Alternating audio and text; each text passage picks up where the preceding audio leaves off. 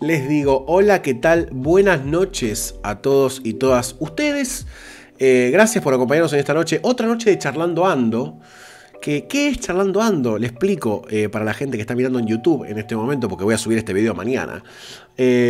Son conversatorios alrededor de la arquitectura, en su más amplio espectro de la palabra, en donde vamos a tratar de explorar temas que son de la arquitectura o del urbanismo en la noche de hoy, pero no desde un punto de vista totalmente académico, sino que vamos a tratar de hablarlo y tratar de hacerlo lo más amplio posible.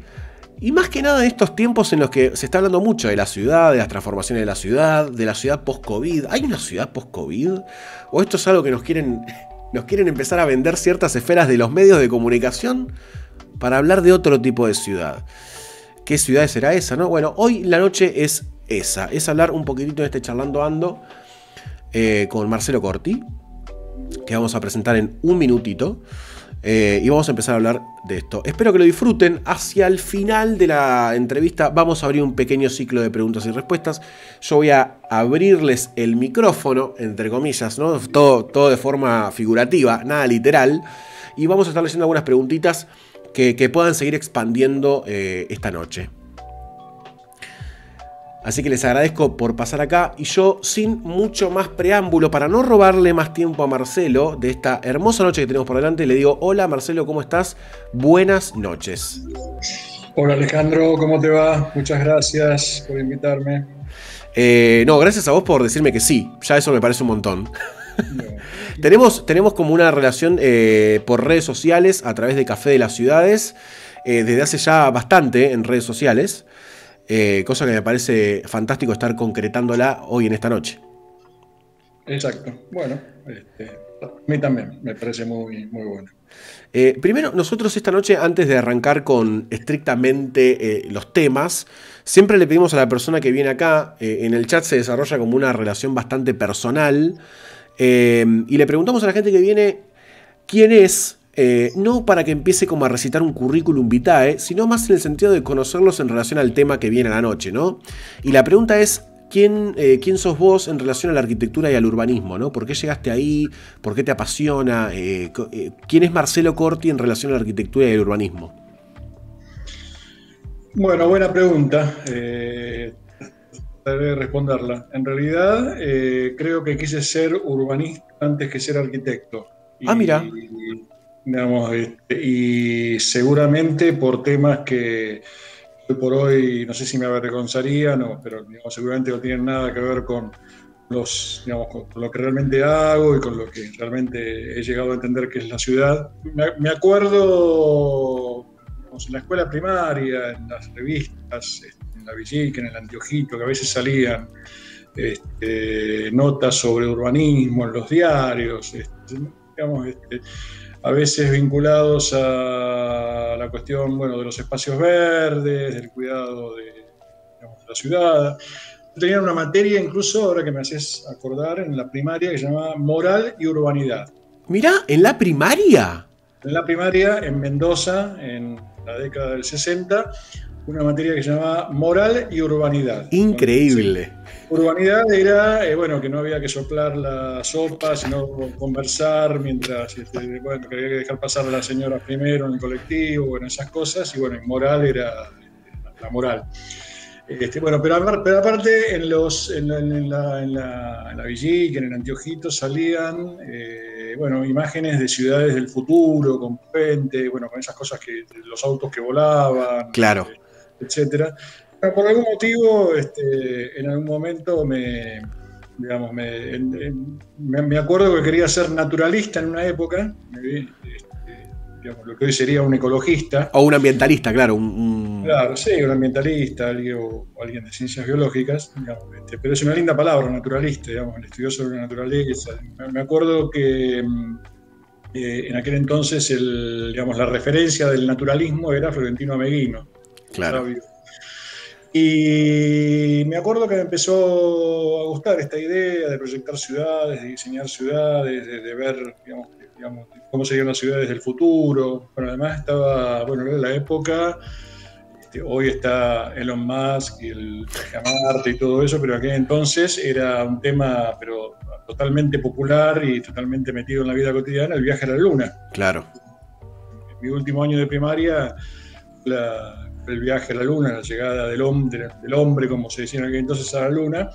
Y bueno, toda esa cosa del futuro expresado en las ciudades a mí me parecía muy interesante. Y decía que era un terriblemente mal dibujante. Bueno, en un momento dado me enteré que el urbanismo se estudiaba en la Facultad de Arquitectura, así que bueno, iba a ser arquitecto. Y además decía como más fácil que me dejaran hacer una casa que me dejaran hacer una ciudad, entonces, cosa que además resultó cierta. Entonces, bueno, era también una forma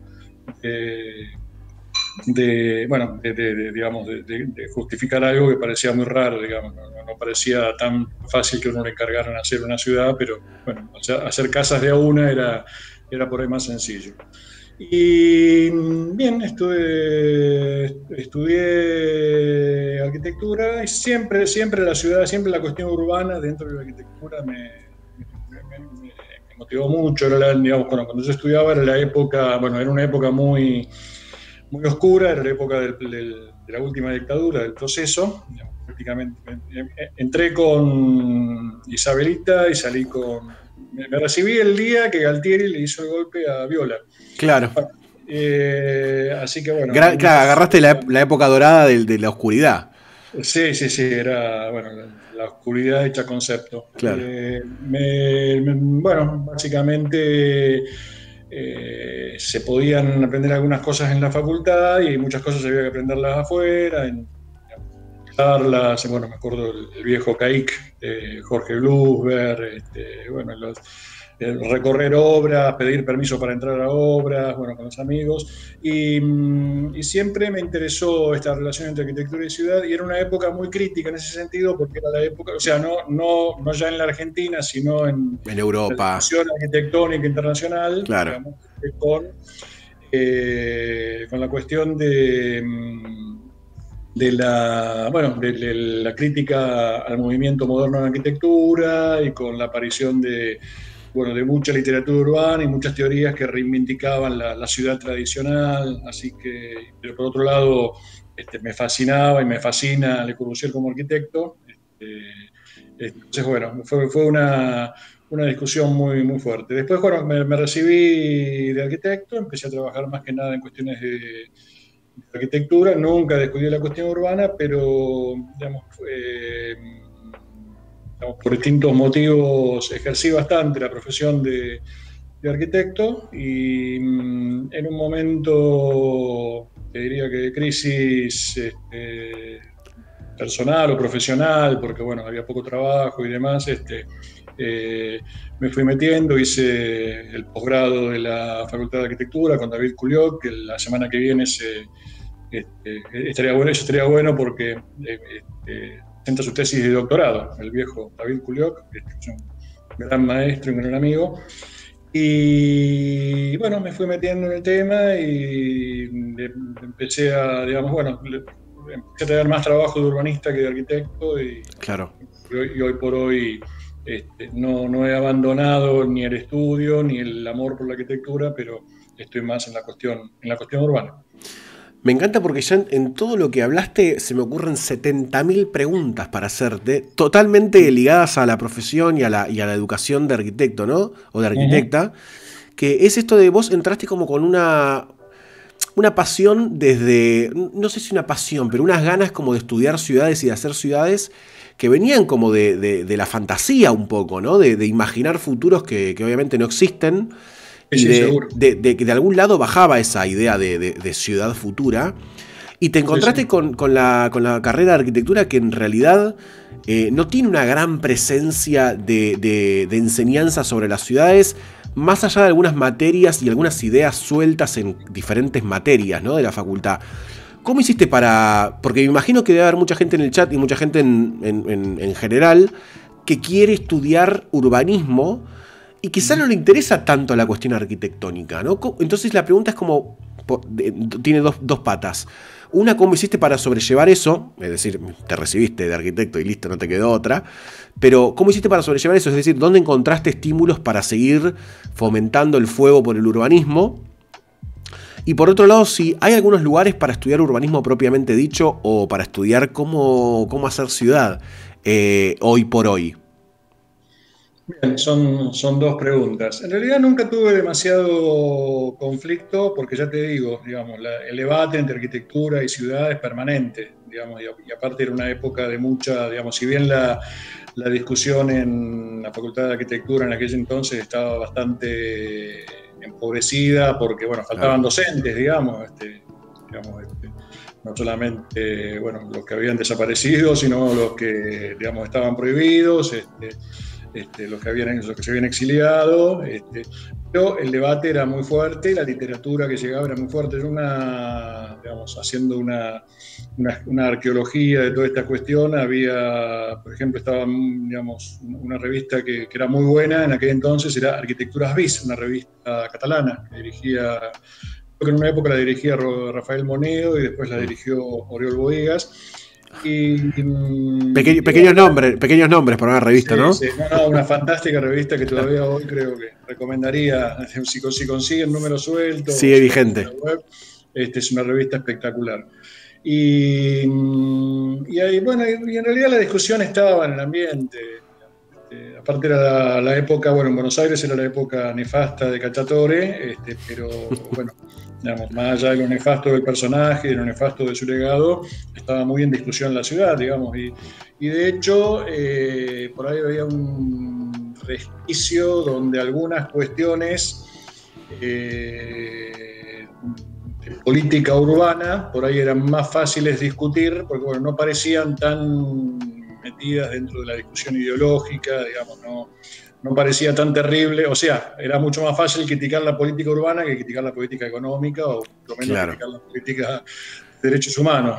Entonces, digamos, de alguna forma la discusión aparecía. Así que no fue un tema, pese a que coincido que, bueno, faltaba mucha enseñanza se agregó de la Facultad de Arquitectura y Urbanismo, se agregó el diseño, con la democracia. Digamos, faltaba materia, siguen faltando, yo creo que digamos, está muy poco representada la enseñanza de urbanismo dentro de la Facultad de Arquitectura y otras facultades en el país que tienen más materias de urbanismo, pero la discusión urbana estaba y no era tan difícil meterse. Lo que pasa es que uno entraba en esa discusión desde una de las dimensiones del urbanismo, que es lo territorial, lo arquitectónico, lo formal, lo físico, digamos, y faltaba por ahí sigue faltando, me parece, la otra discusión en las facultades de arquitectura. Después hay una facultad, una universidad muy respetable que tiene una carrera exclusivamente dedicada al urbanismo, que es la de General Sarmiento, que forma urbanistas, algunos de ellos muy buenos y algunos de ellos ocupando inclusive lugares hoy en la función pública muy bien y con muy buena disposición y bueno, con un instituto del conurbano muy importante, muy fuerte. Si no me equivoco, ya está funcionando o está a punto de funcionar en Merlo, en San Luis, una carrera de urbanismo. Y en general lo que hay son posgrados. Bueno, no quiero pasar la propaganda, pero yo dirijo un posgrado en Córdoba. Propaganda y tranquilo. Pero bueno, hay excelentes posgrados, el de la UBA, el de algunas universidades privadas, y bueno, en general en todas las buenas universidades públicas hay posgrados de desarrollo territorial, con distintos nombres, con distintas enfoques, pero bueno, es posible desde el posgrado. De todas maneras, es interesante lo que vos preguntás, porque pero bueno, el urbanismo es claramente una transdisciplina, digamos, es algo más que algo multidisciplinario o interdisciplinario, es una disciplina que se forma con la mezcla, con el diálogo, con el intercambio de muchas disciplinas, algunas de ellas que manejan lo territorial, otras manejan lo económico, lo social, lo político, lo cultural. Pero, por ejemplo, me parece que no es una mala entrada la territorial y la arquitectónica a lo urbano. Digamos. digamos, en la tradición anglosajona, por ejemplo, existe, digamos, el urbanismo se entiende casi como una especie de pata de la economía o de las ciencias sociales, y el diseño urbano, digamos, hay una carrera que es diseño urbano, digamos, que forma, bueno, personajes que, digamos, diseñan cosas de una escala más grande que la arquitectura.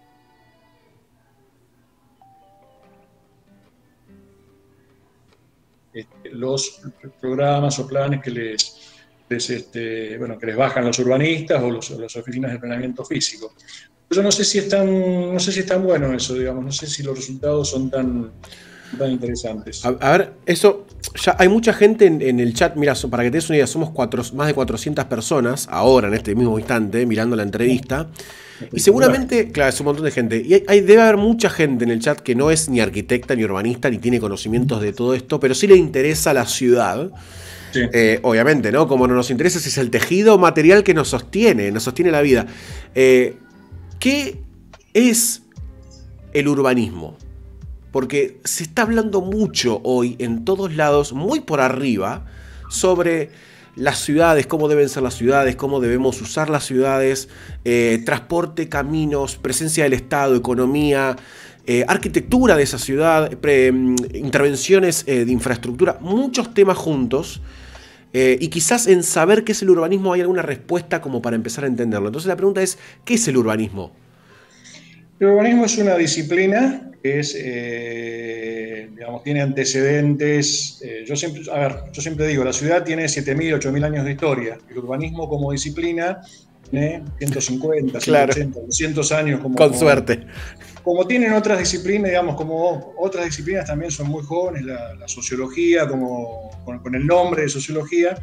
De todas maneras, obviamente, pensamiento urbano hubo siempre. Vos lees a Aristóteles, a Platón. Exacto. Bueno, pero no solamente que Platón te decía cómo tenía que ser la ciudad desde el punto de vista de una organización social, sino que Aristóteles discutía, digamos, si tenían que estar protegidas por una montaña, por una mejor defensa, o si tenían que estar cerca del mar o más apartados. Bueno, digamos, había una discusión muy importante. Y bueno, digamos, si uno ve las leyes de Indias, claro, las ciudades ideales del Renacimiento, los tratados de urbanística, siempre hubo discusión urbana.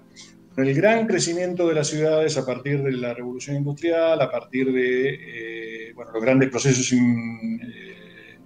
inmigratorios y emigratorios, bueno, en Argentina la revolución urbana vino mucho antes que la revolución industrial o que la industria por sustitución de importaciones, digamos.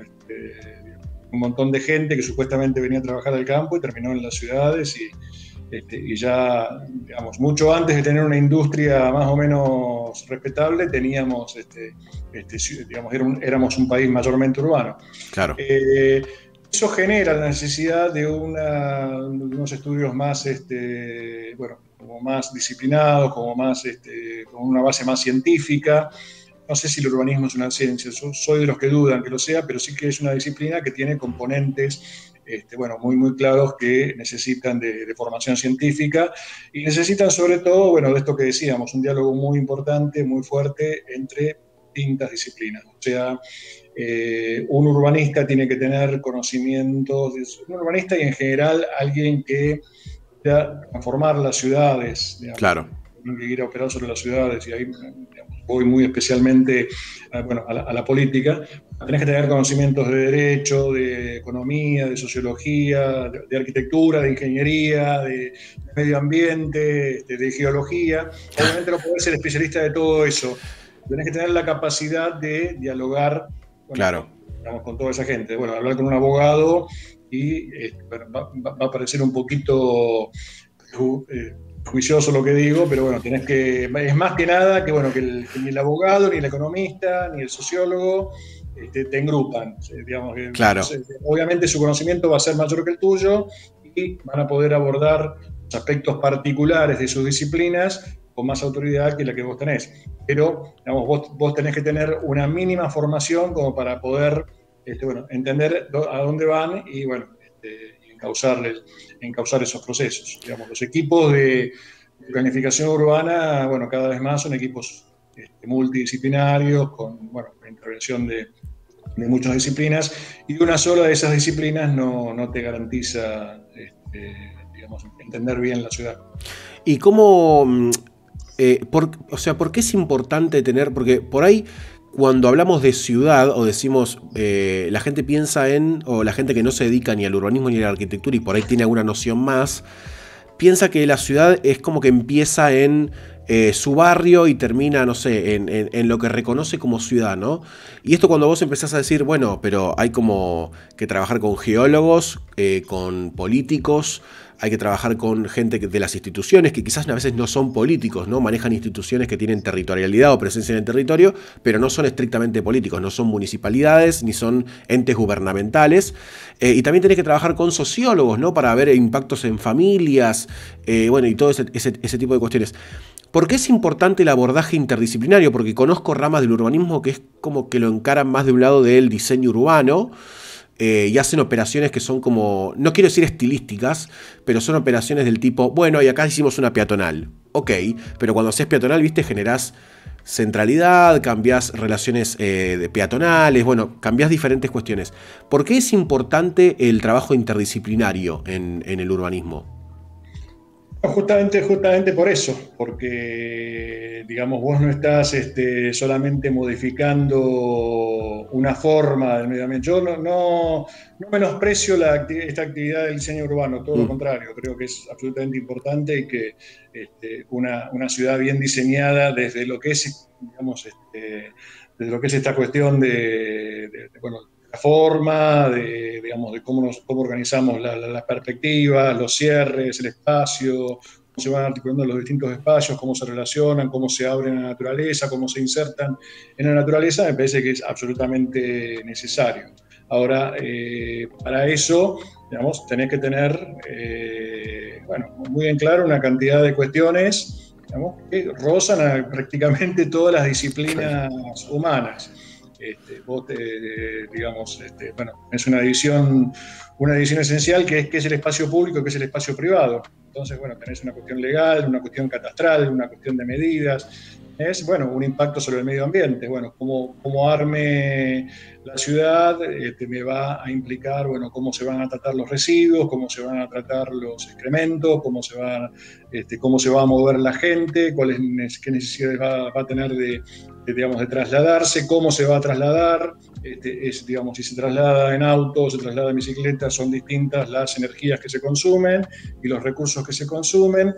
Eso también tiene obviamente un impacto económico, lo que vos producís es un impacto económico. Hay muchas familias que son propietarias y esa propiedad es lo más importante que van a tener en la vida, digamos, supera en 10 veces, o sea, tienen, digamos, una familia de clase media se define porque tiene una casa, un auto, bueno, posiblemente la casa sea la propiedad más importante que pueda tener en toda su vida.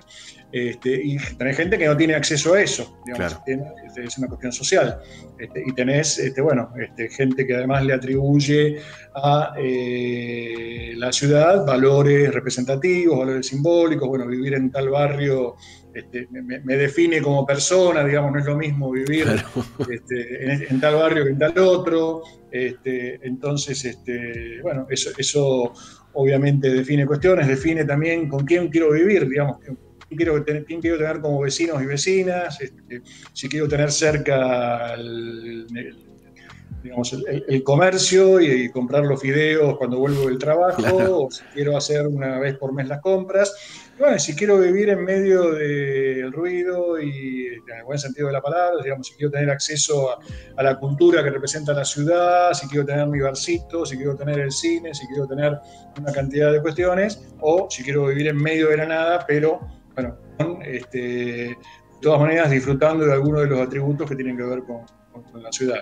Obviamente que todo eso implica que no alcanza, bueno, parafraseando una consigna política que últimamente estuvo de moda, bueno, con la arquitectura, sin la arquitectura no se puede, con la arquitectura no alcanza. Tenés que manejar otras cuestiones y bueno, y en eso es mucho mejor el diálogo que, bueno, el decir, bueno, a mí me parece o...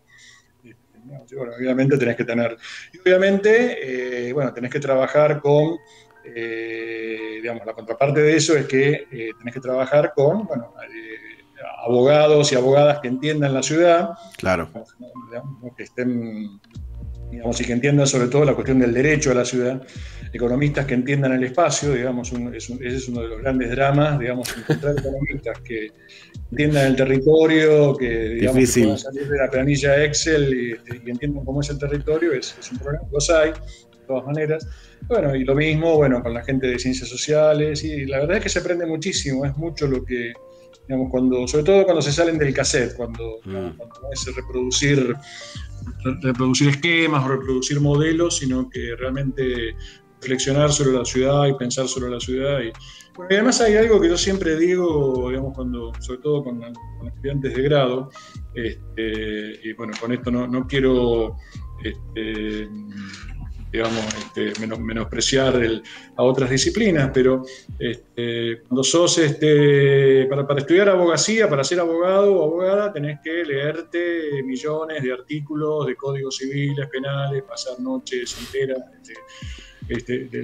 digamos, estudiando la teoría del derecho y estudiando casuística del derecho para ser médico o médica. Es peor, digamos, el primer día, para ver si sos impresionable o no, te llevan a la morgue, te ponen un fiambre delante y bueno, si no te desmayás, podés ser médico y médica, y bueno, ser arquitecto, ser urbanista es salir a la calle y ver lo que pasa y tratar de entender por qué pasa. Había algo que decía Le Corbusier, bueno, tener siempre el ojo mirando. Entonces, bueno, vos podés, digamos, para estudiar Derecho tenés que quedarte en tu casa, para estudiar Medicina tenés que ir a los laboratorios, o a la morgue, o a las salas de disección, o a las camas de hospital. Para estudiar arquitectura, es decir, tratar de entender la arquitectura, tratar de entender el urbanismo, lo podés hacer, digamos, saliendo con tus amigos, con tu novia, yendo al cine, yendo a la cancha. Había alguien que, una profesora una vez nos dijo en una teórica, bueno,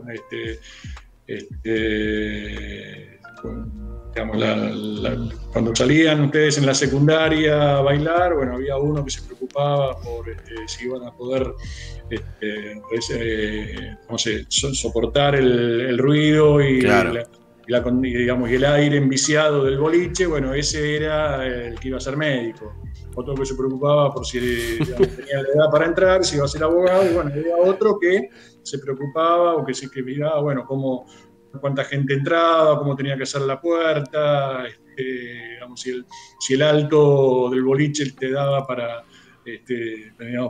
contener a tanta gente. Bueno, ese es digamos, lo que miramos quienes estamos en esto. Me gusta no sé si decirle condición para ser urbanista, lo vas a poder confirmar vos o no, que vos podés venir de una profesión X o de un conocimiento X, no vamos a hacerlo más amplio todavía, y lo único que cambia o que se le agrega es como la predisposición a entender las ciudades, o por lo menos a participar de la creación de la ciudad en el aspecto teórico, ¿no? Es como tratar de entenderla para producir algo, para modificar algún tipo de sector. Entonces la pregunta es, ¿cualquier persona puede ser urbanista? ¿O necesitas como algún conocimiento previo para participar y hacer urbanismo? Bueno, sí, obviamente se necesita un estudio, pero yo creo mucho en las vocaciones, digamos. Obviamente la vocación, bueno, es lo que te comentaba antes, digamos. Yo no sé si soy buen urbanista o no, pero obviamente, digamos, si de la revista Villiquen lo que me gustaba eran los puentes uniendo edificios y los autos voladores, bueno, evidentemente tenía, digamos, ya alguna vocación por la ciudad, que me hizo meterme en una facultad donde lo más importante era saber dibujar y yo no tenía digamos, era el peor dibujante que te puedas imaginar. Entonces creo que la vocación es fundamental. Bueno, y obviamente con vocación cada uno bueno, en realidad puede ser urbanista, o puede ser médico, o puede ser colectivero, o puede ser lo que uno le venga. Obviamente hay una formación y bueno, además de la vocación y la formación, hay algunas capacidades naturales que, bueno, para ser urbanista son unas capacidades un poquito más, como podría decir, más livianas que para ser un gran arquitecto o para ser, digamos, a ser un gran pianista. No, porque, ¿sabes por qué te hago esa pregunta en particular? Porque yo conozco gente cercana que me dice, che, me encantaría participar del proceso para pensar cosas de la ciudad, pero soy contador. ¿No? O sea, soy como. No estudio arquitectura para ser urbanista. Entonces, es como que cercena el camino de posiblemente involucrarse de forma académica / profesional a la idea de hacer ciudad, ¿no? Y es como, por eso te hacía esa pregunta, si es necesario ser algo antes de inclinarse por el urbanismo, o puede uno aportar, viste, una mirada al urbanismo desde su lugar. En general, si tenés yo lo que creo que tenés que tener sí es una visión, no necesariamente partidaria o ideologizada, pero sí política. Política en el sentido amplio sí. Creo que el urbanismo es, bueno, no por nada tienen la misma raíz etimológica la ciudad, el urbanismo y la política. El urbanismo viene de urbs y la política de poli, que era, bueno, dos formas distintas de denominar una misma cuestión.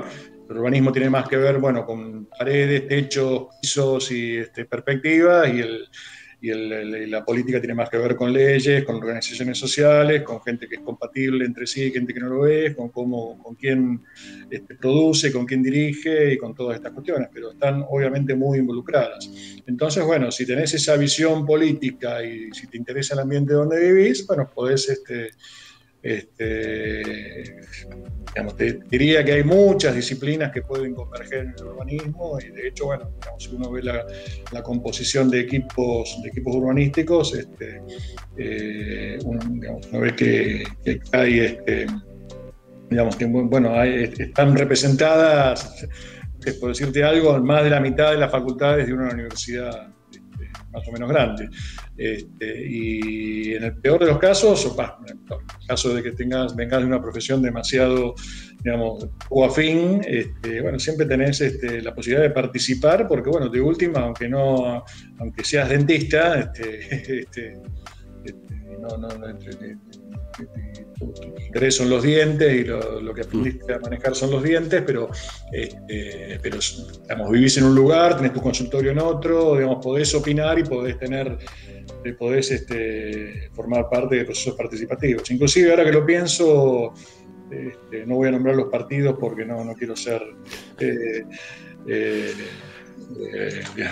no quiero inducir a nada, ni quiero... Mirá que, yo te quiero avisar, Marcelo, acá prima la libertad. Es una ciudad donde dos de sus mejores intendentes fueron dentistas. Entonces, está bien. Claramente pasa... Y te diría más, digamos, los mejores urbanistas son los buenos intendentes, o las buenas intendentes. Mirá qué interesante el concepto ese, porque entienden mejor el territorio, porque es un territorio chico para gobernar. ¿Por qué sería esa deducción? Me interesa muchísimo. Yo creo que porque tienen la capacidad de sintetizar, digamos, la cuestión, digamos, todas estas cuestiones que estamos hablando. O sea, si haces política, tenés que manejar estas cuestiones. Sí. Si haces política en una ciudad, si sos intendente o intendenta, tenés que manejar dónde vas a tirar la gente la basura, qué vas a hacer con esa basura, qué va a pasar con la caca, si los edificios tienen que ser altos o ser bajos o estar mezclados, digamos, dónde hacer una plaza. No, tenés que manejarlo, y tenés que manejar relaciones sociales, tenés que manejar cuestiones de derecho. Bueno, si lo manejas bien y entendés una visión de ciudad, bueno, en la historia los mejores, desde Adriano y el Panteón hasta la semana pasada nos dejó Jaime Lerner, él fue las dos cosas, alcalde y urbanista, digamos. Pero claramente los mejores ejemplos, las mejores casos de transformaciones urbanas en el mundo vinieron, digamos, siempre tuvieron equipos de arquitectos, de ingenieros, pero básicamente han tenido un liderazgo político detrás. Sin liderazgo político no hay transformación urbana, por mejores equipos de arquitectos y arquitectas Claro, se necesita sí o sí para operar en la decisión política, ¿no? Exactamente. Como decía, los tiempos, para convencer, digamos, aparte, bueno, las transformaciones urbanas siempre llevan tiempo. Claro. Entonces, bueno, tenés que saber, bueno, cómo convencer a la gente, porque, bueno, digamos, cualquiera que haya hecho una reforma en una casa sabe lo que es la impaciencia de la gente, porque está un mes con el baño destrozado, con el techo lloviendo, bueno, imagínate, bueno, convencer a toda una sociedad de que tienen que esperar 2, 3, 4 años, 10 años, 20 años para que se desarrolle un sector de ciudad. Mira, se me desprende una pregunta que te voy a hacer un poquito más adelante, pero te quiero hacer esta antes de olvidarme, porque ya a esta hora, viste, estamos con la memoria como media golpeada y todos los sentidos. En esta semana que decíamos hoy arrancó en marzo del 2020, ¿no? No se terminó el lunes, es todos los días lunes. Pero vos al principio hablaste sobre el urbanismo, ¿no? Que las ciudades tienen 7.000, 8.000 años de historia. Quizás desde el primer momento en el que las personas se empiezan a agrupar con intención de sobrevivir un lugar, una geografía, un clima, una economía, un territorio, y definen reglas, ya empieza a aparecer una ciudad, ¿no? O por lo menos una sociedad y una ciudad en relación a esa sociedad. Y el urbanismo aparece muchos años después, ¿no? Miles de años después, hace 150, 200 años. Mi pregunta es, en esos 150, 200 años, ¿el urbanismo ha desarrollado herramientas que sean visiblemente efectivas para operar en esas ciudades que tienen 7.000 años, o sigue siendo una tarea muy compleja? Las dos cosas. O sea, se han desarrollado instrumentos. Bueno, yo siempre digo, por ejemplo, para ir a los principios, digamos, de esto que llamamos urbanismo, hay creaciones contemporáneas, cada tanto hay creaciones contemporáneas, creaciones nuevas, innovaciones en la cuestión de armar ciudades. O sea, la calle y la plaza existen desde los galeos. Claro. O desde que un rey en Creta dijo que el patio de su palacio era el lugar donde se iban a encontrar los ciudadanos, y por lo tanto ese era, digamos, de patio pasó a ser plaza. Claro. Pero por ejemplo el bulevar o el parque son claramente creaciones del siglo XIX que dan respuestas, digamos, son buenos instrumentos que dan respuestas a cuestiones de una escala de ciudad que es claramente, bueno, mayor que las ciudades que veníamos conociendo hasta ese momento. El ferrocarril te trae la estación, y la estación te trae el subcentro, y el subcentro te trae el barrio. Claro. Esta idea de barrio como una parte integrada, pero con una identidad propia dentro de la ciudad, es una idea muy digamos, es una consecuencia muy fuerte de la expansión a través del ferrocarril, a través de la media, digamos. Una cosa, ¿qué define a un barrio en Argentina? El club de fútbol. Fíjate los nombres de los clubes de fútbol en el área metropolitana de Buenos Aires, bueno, la mitad son nombres de estaciones, bueno, porque son parte de ese nuevo producto urbano que es el barrio. Y más contemporáneamente, bueno, tenés algunas soluciones que han sido desastrosas, como las autopistas, ejemplo. Coincidimos. Todo el chat me parece que coincide con esa observación. Exacto.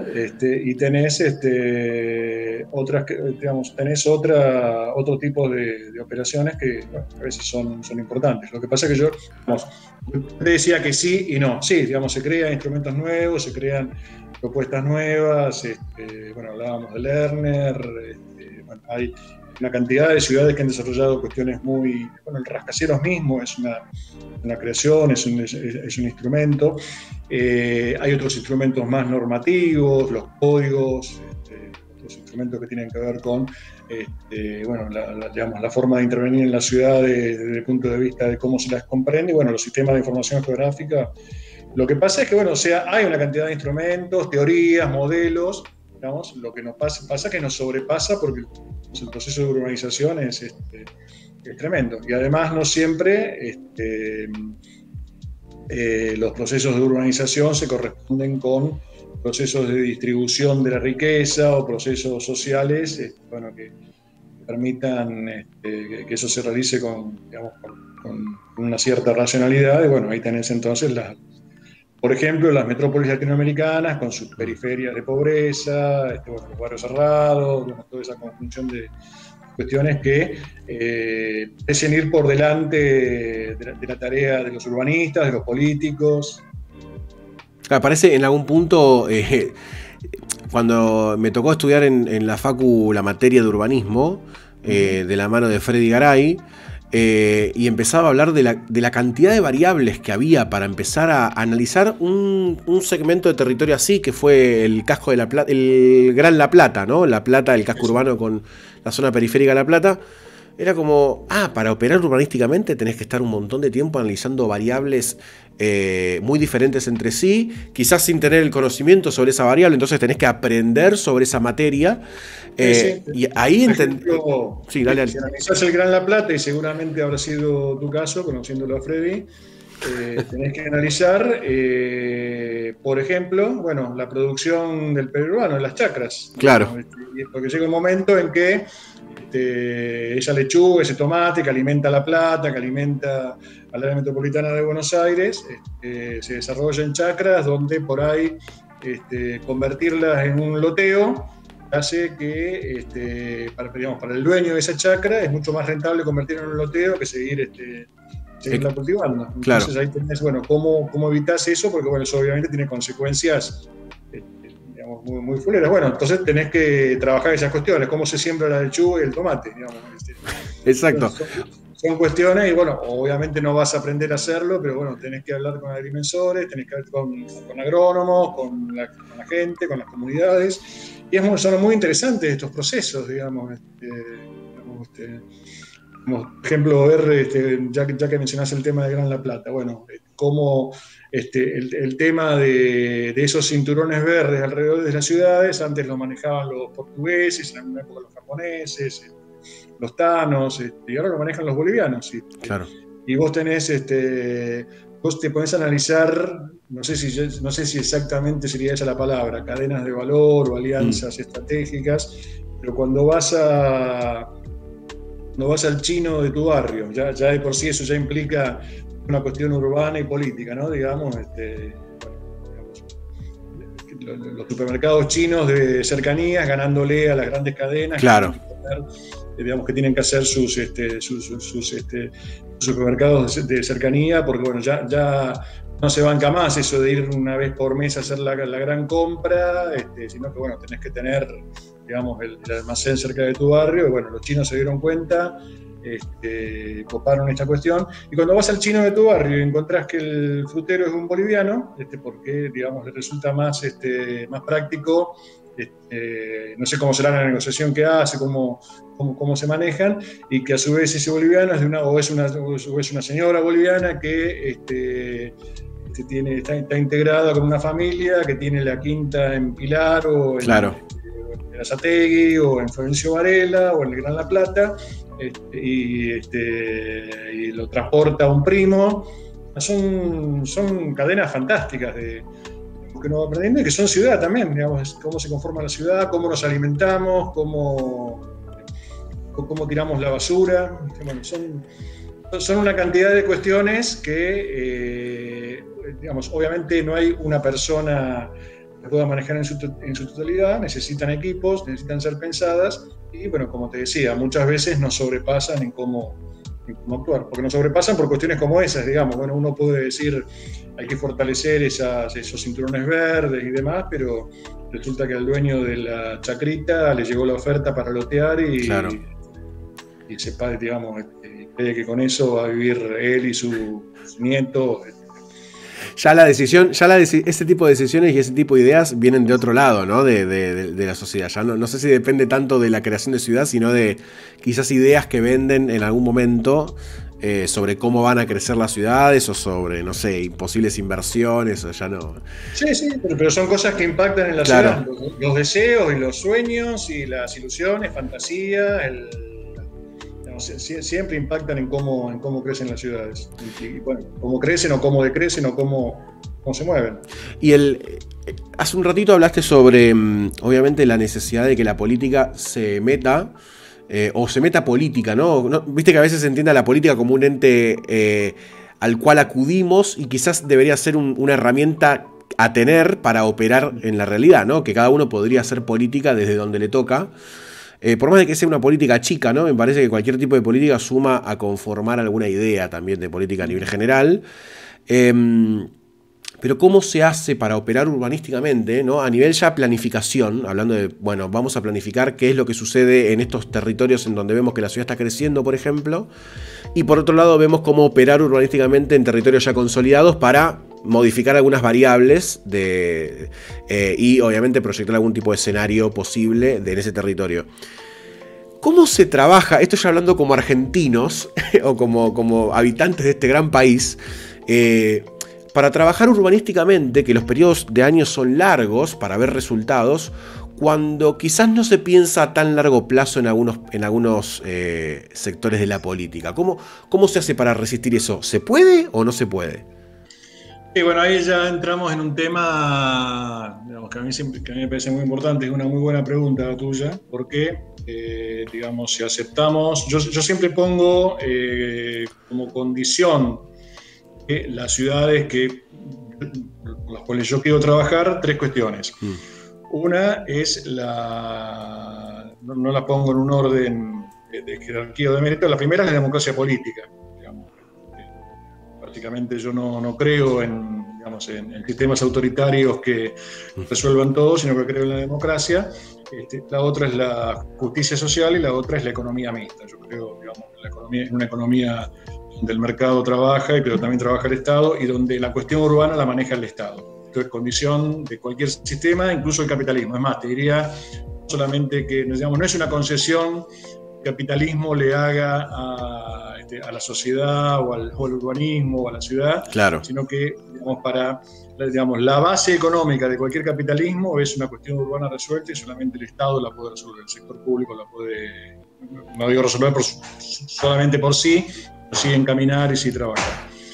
Y bueno, si aceptás como una de esas tres condiciones la democracia política, tenés que aceptar que haya renovación de autoridades y que cada 4 años o cada 2 años tengamos que, la intendenta, el intendente tenga que revalidar su mandato. Por lo tanto, ahí tenés un aparente conflicto, que es que, bueno, las grandes transformaciones urbanas, que realmente importan, no son a 100 años, digamos, porque eso tampoco sirve. Claro. Lo que yo no voy a ver, nadie se va a involucrar en algo a 100 años. Claro. O sea, es a largo plazo, pero no jodamos, ¿no? Tampoco. Sí, digamos, yo pongo, una transformación, un horizonte razonable de planificación urbana para mí es 15 años, 20 años, 25 años. El horizonte de una generación o de la gente que tiene una edad mayor, que por lo menos sepa que sus hijos lo van a ver.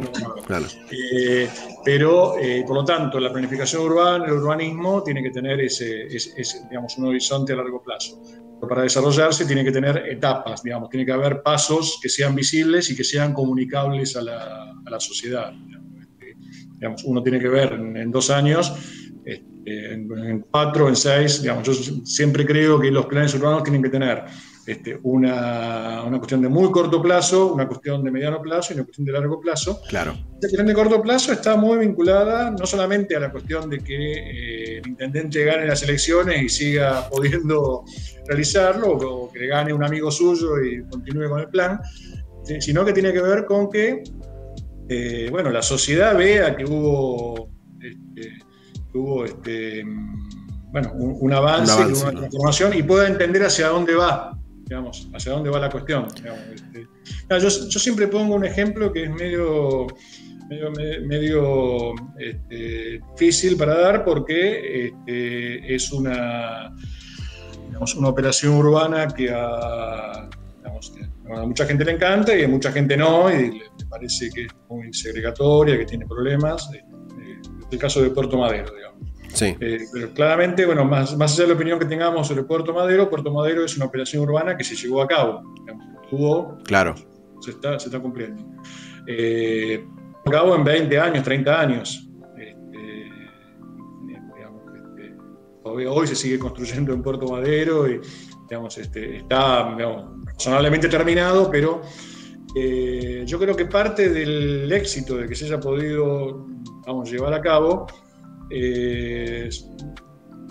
diría que son 2 cosas. Por un lado, la institucionalización, de que hubo una materialización política en una institución como es la Corporación Puerto Madero, que pudo pudo llevarlo a cabo. Es una organización pública y que además tiene, como yo siempre digo, que resistió, digamos, en un país donde siempre hablamos de que no hay políticas de Estado, de Claro. que no hay, digamos, no hay continuidad, de que viene un gobierno.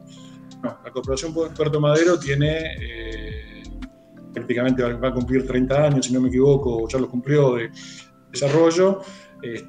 Tiene un directorio integrado en un 50% por la ciudad y en un 50% por nación, y bueno, en esos 30 años cambiaron los gobiernos en la ciudad, en la nación, hubo momentos en que la ciudad y la nación coincidían, hubo momentos como este en que no coincidían, pero la corporación se mantuvo y bueno, Claro. digamos, hubo que generar acuerdos. Hago un paréntesis acá, digamos, Sí. y otra cosa, para digamos, darle un toque optimista si se quiere. Otra política de Estado que fue muy consensuada, que recién comienza, es la de la ley de barrios populares, la integración sociourbana, la idea de urbanizar 4.000 y pico de barrios en la Argentina. Hay que recordar que es una ley que salió en el gobierno anterior, que se mantiene en que se desarrolla en que salió con prácticamente, no recuerdo si la unanimidad o la unanimidad -1 o -2 de ambas cámaras, o sea, hubo consenso político, o sea, es posible generar acuerdos y consensos políticos más allá de toda esta cosa. No, me encantan los dos ejemplos que tiraste porque sobrepasan la coyuntura partidaria y hasta ideológica también, ¿no? Es como, es decir, hay consensos en los que ya debería haber unanimidad total, ¿no? Por ejemplo, urbanización de barrios y inaccesibilidad a viviendas, es como, ¿quién podría estar en contra de eso? Quizás después discutimos de dónde salen los recursos, cómo obtenemos créditos o cómo nos financiamos, si son sistemas mixtos y privados, mixtos privados públicos, bueno. Sí, sí. Lo importante sí es que se puede generar ese consenso, digamos. Y bueno, yo decía que esto era un paréntesis. Y bueno, la otra cosa que yo creo que influyó en el éxito de esa operación de Puerto Madero, que vuelvo a decir, digamos, después juzgamos si es segregatoria, si es no, si nos gusta, si no nos gusta. Pero la otra cosa que influyó es que, digamos, fue un proyecto con etapas muy bien definidas y donde la primera etapa, que fue la renovación de los TOCs, bueno, vos eras un chico de Carrera Infante, no lo habrás visto, pero en aquel entonces, bueno, y el 90% de quienes nos están escuchando, yo en aquel entonces era muy, muy claro que, bueno, parte del éxito tuvo que ver con que esos docs, que yo me acuerdo cuando estaba en la facultad, a todos nos maravillaban y que había que hacer algo, que había que recuperarlos y demás. Bueno, en un par de años estaban todos remodelados, reciclados, con restaurantes funcionando.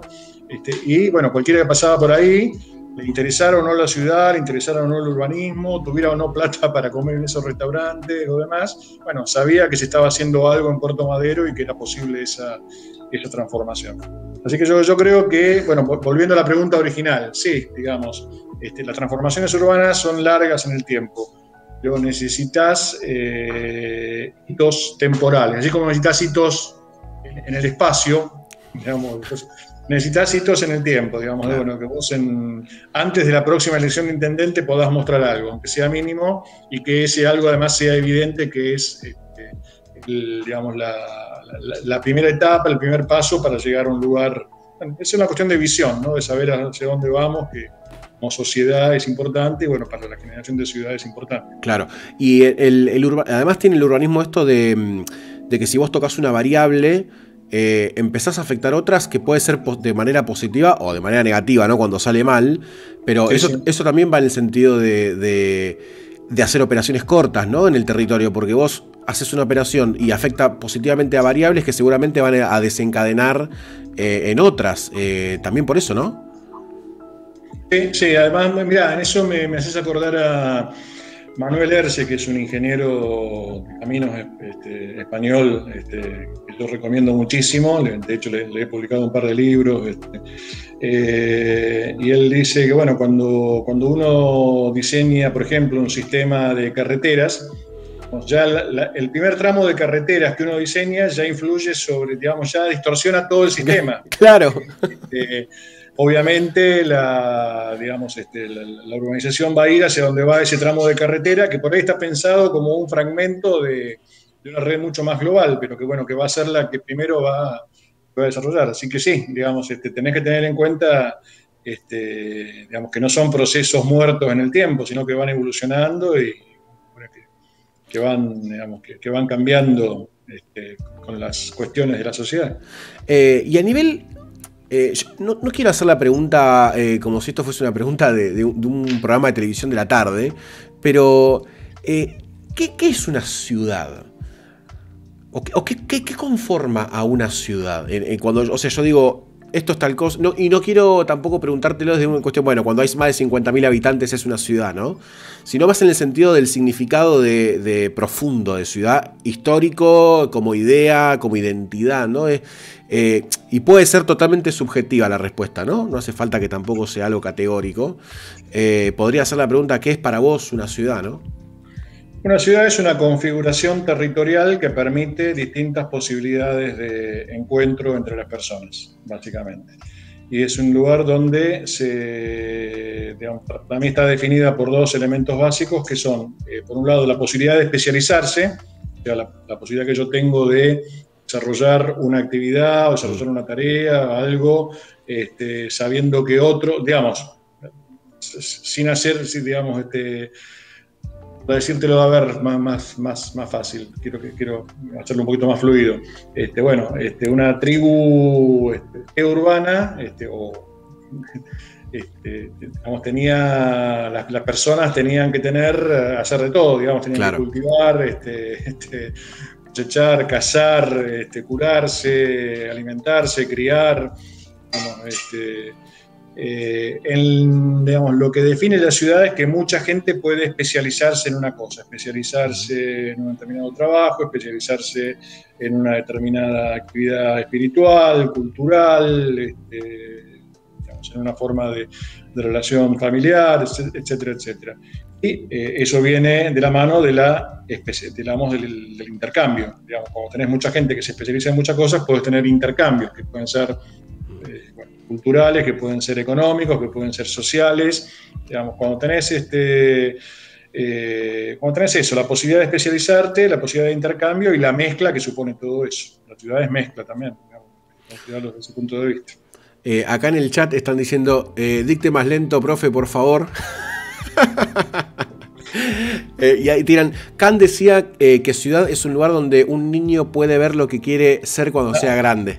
Esa frase es fantástica. Sí, porque aparte, esa frase define, sí, para mí define todo. Para mí una ciudad es un chico yendo caminando a la escuela. Hermoso. Y que pueda, una chica, claro, y que pueda caminar, ¿no? También, porque... Si el chico puede ir caminando a la escuela, está implicando varias cosas. Primero, claro, que puede ir caminando, que no necesita que lo lleven en auto. Segundo, que se siente seguro, que la madre y el padre están seguros, que hay una escuela, que hay una casa desde la que ir. Digamos, ya, el concepto de chico o chica caminando a la escuela ya implica un montón de cosas que en definitiva definen la ciudad. Tienen la idea de bueno, que hay una escuela, que hay una enseñanza, que se transmiten conceptos, bueno, todo eso está.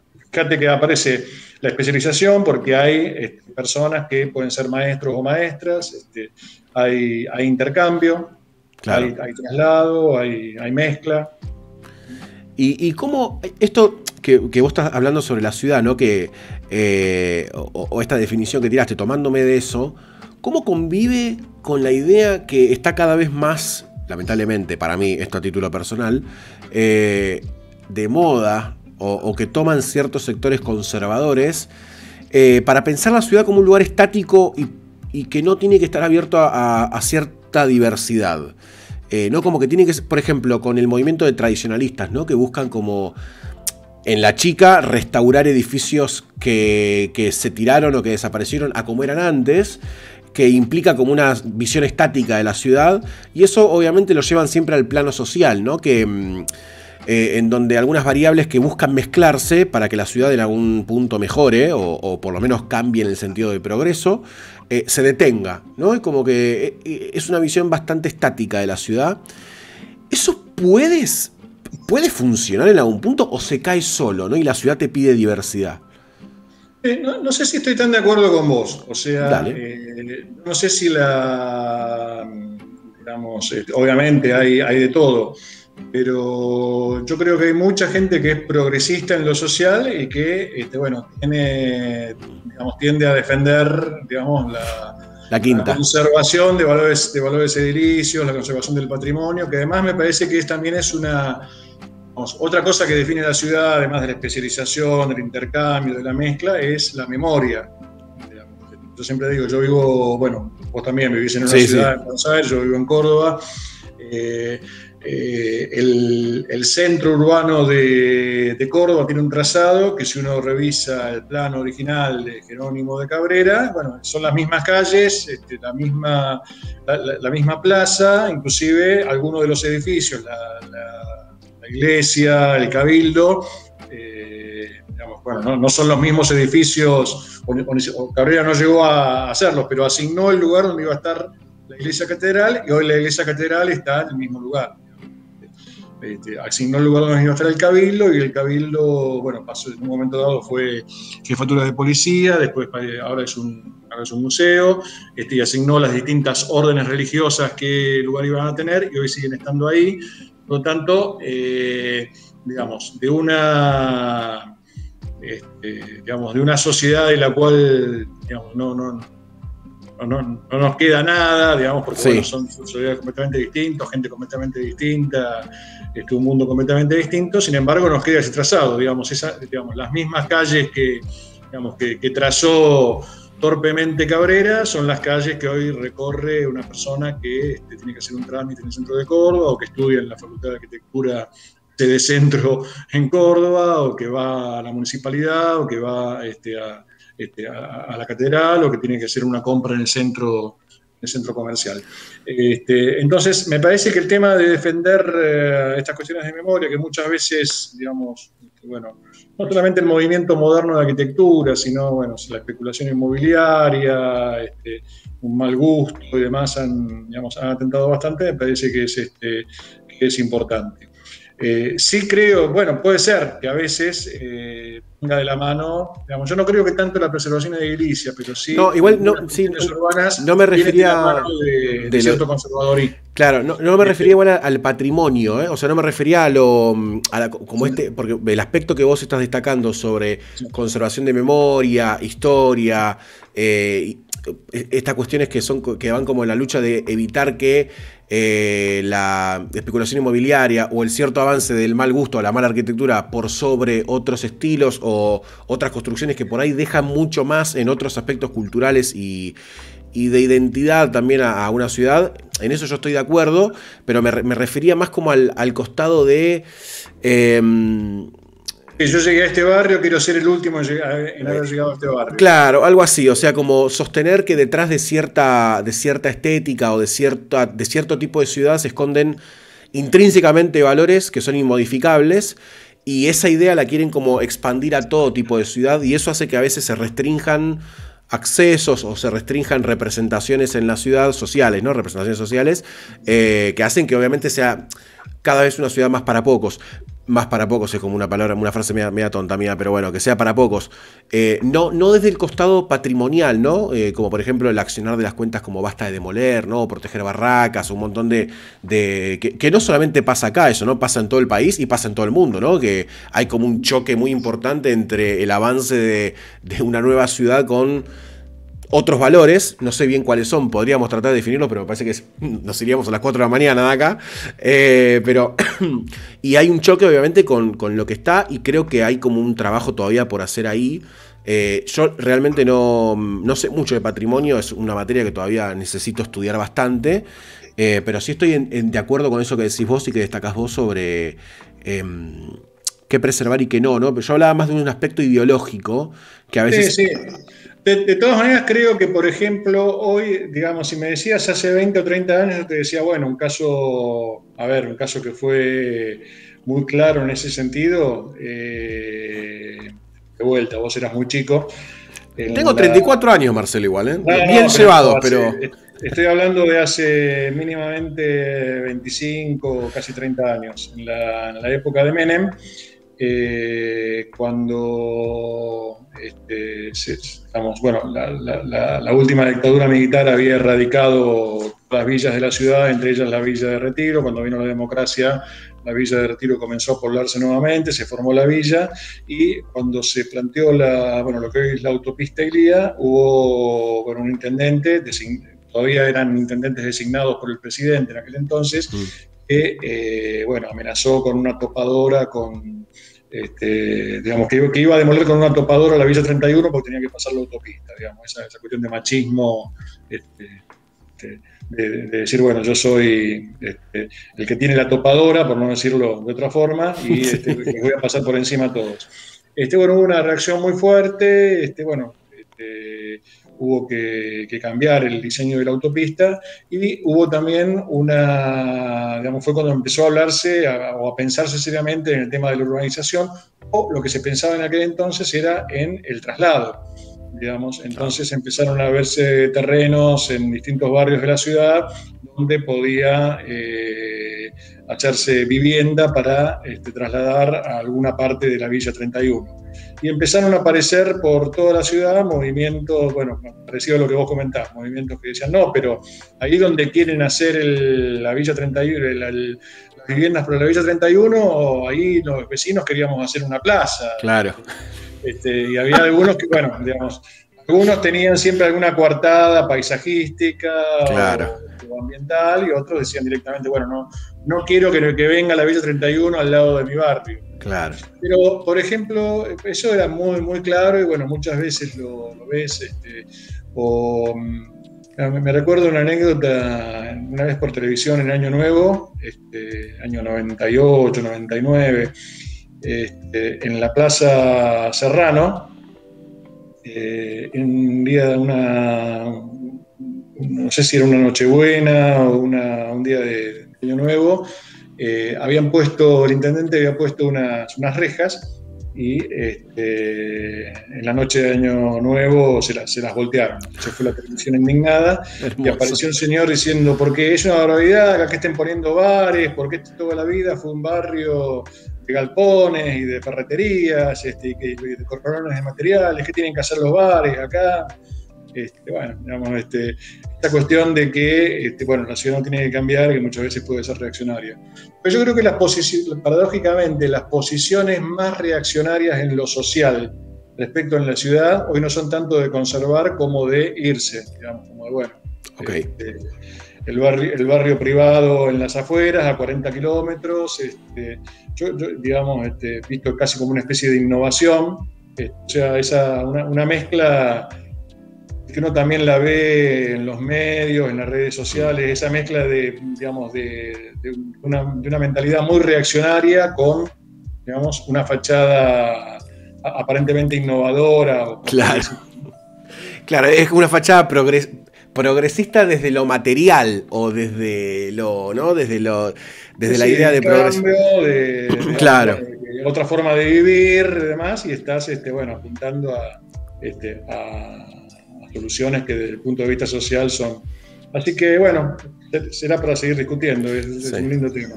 Y con respecto a, quiero como hilar dos temas ahora juntos, porque ya la gente que ve el canal, y yo hablo por lo general solo de este tema, ya los tengo cansados, así que voy a invocar otra opinión sobre el asunto. Quiero hacerte dos preguntas juntas, que es, ¿qué es el derecho a la ciudad? ¿No? Así como un gran tema que se mete en la carta de discusión o en la mesa de discusión hace relativamente poco. ¿Y cómo funciona con ese tema del derecho a la ciudad, el tema de las urbanizaciones cerradas y privadas? Okay. El tema del derecho a la ciudad es muy, muy interesante porque tiene un punto de partida muy preciso. Es un libro de Henri Lefebvre, que es un libro excelente, maestro total, que es un libro del año 67, con todo el espíritu de la Francia de los 60, inmediatamente anterior al París del Mayo francés. Con toda esa carga. Y es un libro que es muy crítico de tanto de las operaciones del movimiento moderno como de las operaciones del planeamiento urbano institucionalizado en Francia, digamos. Y plantea el derecho a la ciudad en un sentido más que legal o más que normativo, digamos, diría que incluso más que político, en un sentido cultural, en un sentido...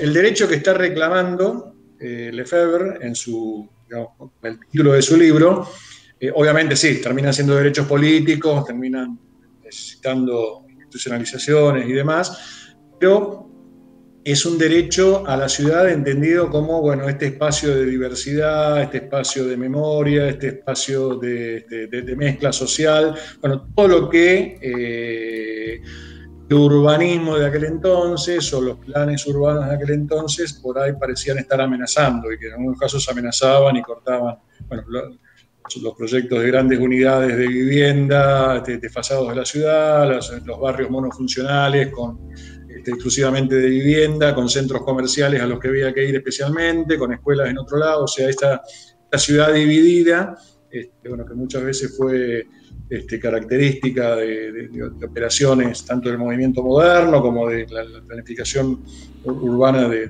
mediados del siglo XX en Europa. Era un libro que partía básicamente de esta cuestión, pero no era una reivindicación normativa, digamos, sino más bien una reivindicación política, cultural, muy en el espíritu del mayo francés. Yo te diría que, bueno, cualquiera que conocen medianamente ese espíritu, digamos, sabe que lo que menos querían eran leyes, sino, bueno, todo lo contrario, digamos, claro, dar vuelta a lo establecido, dar vuelta a las leyes, dar vuelta a lo institucional. Hoy en día, cuando se habla del derecho a la ciudad, y eso está muy bien, yo creo que, bueno, se parte más de es una mirada que es heredera de aquella de Lefebvre, pero yo creo que tiene mucho más que ver con una mirada de incluir los temas de ciudad, los atributos urbanos, la vivienda, etcétera, dentro de los derechos humanos, digamos, dentro de una política general de ampliación de derechos. Claro. Digamos, y de incluir, así como, bueno, hay una cantidad de derechos humanos, el derecho no solamente a la vivienda, sino a, digamos, la vivienda en un entorno, claro, con características, con atributos, con actividades de movilidad, etcétera, están cada vez más, hay una presión cada vez más fuerte para incorporarla al campo de los derechos, sobre todo en la literatura y en la política latinoamericana aparece más claramente. Cuando se redactó la nueva agenda urbana de las Naciones Unidas en el año 2016, bueno, hubo toda una presión muy fuerte que no fue del todo aceptada por incluir el derecho a la ciudad en la nueva agenda urbana, y de hecho se puso con de una forma un poquito ambigua. Se dijo, bueno, tal y tal cosa que algunos denominan derecho a la ciudad, debe estar incluida dentro de las operaciones urbanas. Claro. Y esto nos lleva a una voluntad, una tendencia a tratar de que estas cuestiones que aparecen como deseables desde el punto de vista técnico, como deseables desde el punto de vista, digamos, social y político, digamos, el acceso a una vivienda digna, la relación con el espacio público, las condiciones ambientales, las condiciones, la disponibilidad de redes, de infraestructuras, de buen transporte, de equipamientos escolares, de equipamientos sanitarios, etcétera, no sean solamente un desiderata, una expresión de deseos social y político, sino que sean, pasen a ser un derecho, pasen al campo de los derechos. Y en ese sentido hay una buena cantidad de movimientos legislativos en los últimos años, en los últimos tiempos, en América Latina especialmente, que cada vez más incluyen estas cuestiones como una cuestión de derechos. Hablamos, por ejemplo, de esto que mencionamos recién, la ley de integración de barrios populares, la idea de urbanizar 4.000 villas en el país, claramente tiene que ver con una idea de reconocer la ciudad, el barrio y la vivienda como un derecho humano, digamos. Así que yo creo que pasa por ahí. Y bueno, obviamente creo que la segunda parte de tu pregunta, que refería a cómo juegan esto, bueno, el mal llamado urbanismo privado, porque si es privado no puede ser urbanismo. Claro. Bueno, lo que algunos llamamos privatopías, digamos, la utopía de un mundo privado, perfecto, feliz, totalmente apartado. Es buenísimo, perdóname, pero es buenísimo el concepto de privatopías. Sí, no es mío, pero digamos, realmente a mí me encanta también. Sí, es esa idea de, bueno, en vez de la utopía de una sociedad mejor, una utopía de una sociedad privada, ¿no? Yo creo que, bueno, claramente va en contra del derecho de la ciudad, digamos, va en contra como concepto y va en contra en la materialización, digamos, cada barrio cerrado en la cuenca del río Luján, en la zona norte de Buenos Aires, es un atentado contra el medio ambiente y digamos, provoca daños ambientales a los barrios que están alrededor. Bueno, cada vez que digamos, el caso paradigmático es Nordelta, digamos, bueno, todos los años nos da alguna novedad en ese sentido, digamos. La última fue la del transporte privado. La del colectivo que no dejaba claro. subir a las empleadas domésticas porque porque estaba prohibido, digamos. Y la solución fue que se hizo un colectivo especial, un apartheid para las empleadas domésticas. Bueno, un delirio. Obviamente que no encaja con esta cuestión de derechos y bueno, es claramente la contrapartida de cualquier política urbana razonable que podamos asumir. Me encanta, Marcelo. Perdóname que te haya hecho justo la pregunta. ¿Sabes qué? El tema de Nordelta, porque además es un tema, viste, que toca mucho lo personal, ¿no? Como la decisión personal de irte a un barrio privado por cuestiones que por lo general es de seguridad, ¿no? Es inseguro. O sea, por lo general el tema la gran toma de decisión de decir, bueno, abandono la ciudad, entre comillas, y me voy a una organización privada, no, a una privatopía. ¿Viste? Y es un tema muy difícil de abordar. Y por más a veces de que lo hagas extremadamente respetuoso, con muchísimos datos y tratando de tener una mirada constructiva, se torna un tema muy engorroso de tocar porque involucra una variable personal que muchas veces acompaña como alguna anécdota dolorosa o algún momento doloroso de la vida, ¿no? Que puede ser un momento traumático, la pérdida de alguien, es decir, yo tengo gente cercana inclusive que ha tomado la decisión.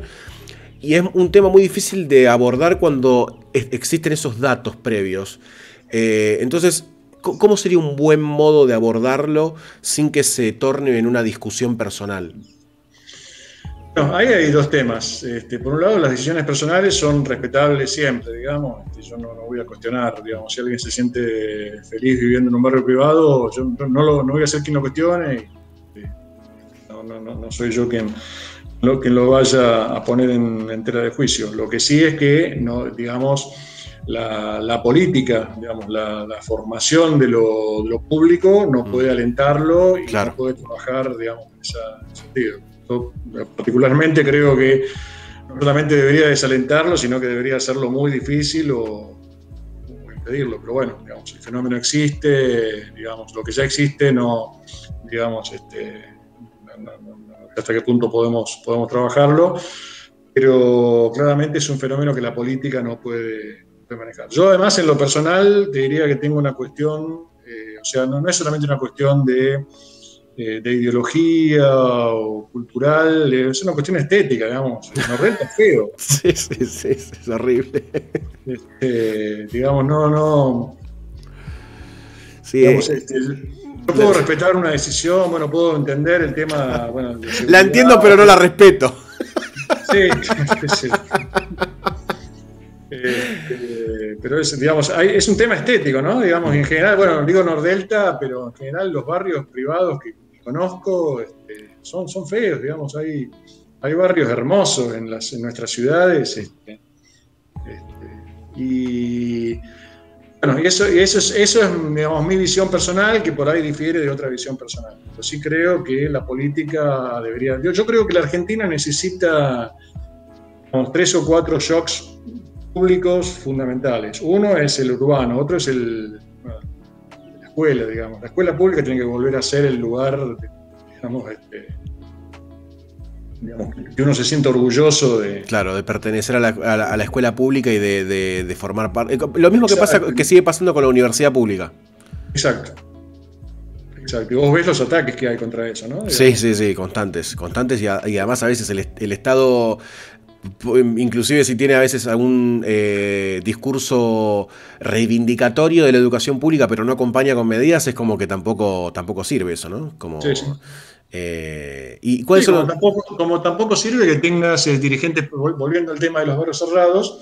Claro, Yo tengo un amigo que no es especialmente progresista, ni tiene una ideología, digamos, demasiado de izquierda, o para nada de izquierda, te diría, y sostiene, bueno, alguien que vive en un barrio privado no debería hacer política, que, digamos, ha renunciado a lo público. Yo me acuerdo, siempre pongo este ejemplo, un tipo con el cual yo me peleé mucho, que fue un intendente de mi ciudad, de San Isidro. Yo viví buena parte de mi vida ahí, hice política y tuve unas peleas muy fuertes con Melchor Pozzi, que es el padre del actual intendente y fue intendente de San Isidro durante muchos años, prácticamente hasta su muerte. Y también, digamos, bastante reaccionario en algunas cosas, pero bueno, bastante inteligente en algunos manejos, digamos, respecto a su municipio.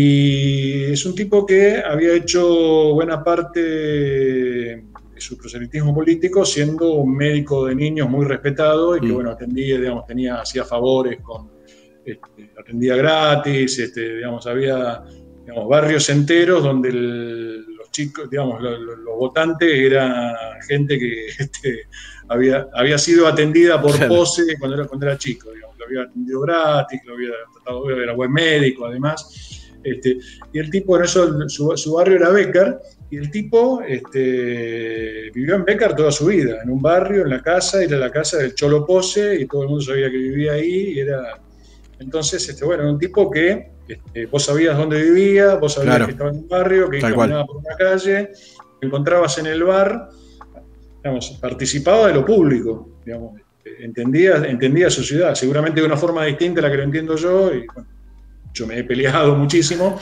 pero el tipo tenía claramente era un personaje público Claro. dentro de una vida pública y bueno, el símbolo más fuerte de una persona, que es su casa, la seguía teniendo en el barrio donde se había formado como dirigente político. Donde había conocido la sociedad, donde había conocido gente, donde había entusiasmado a mucha gente alrededor de su figura. Bueno, ¿cómo podés entender que haya un dirigente político que viva recluido en un country? No tiene sentido. No, que no pueda, digamos, que para golpearle la puerta de la casa y quejarte o agradecerle o lo que fuera, tengas que pasar por una guardia que no te deja pasar.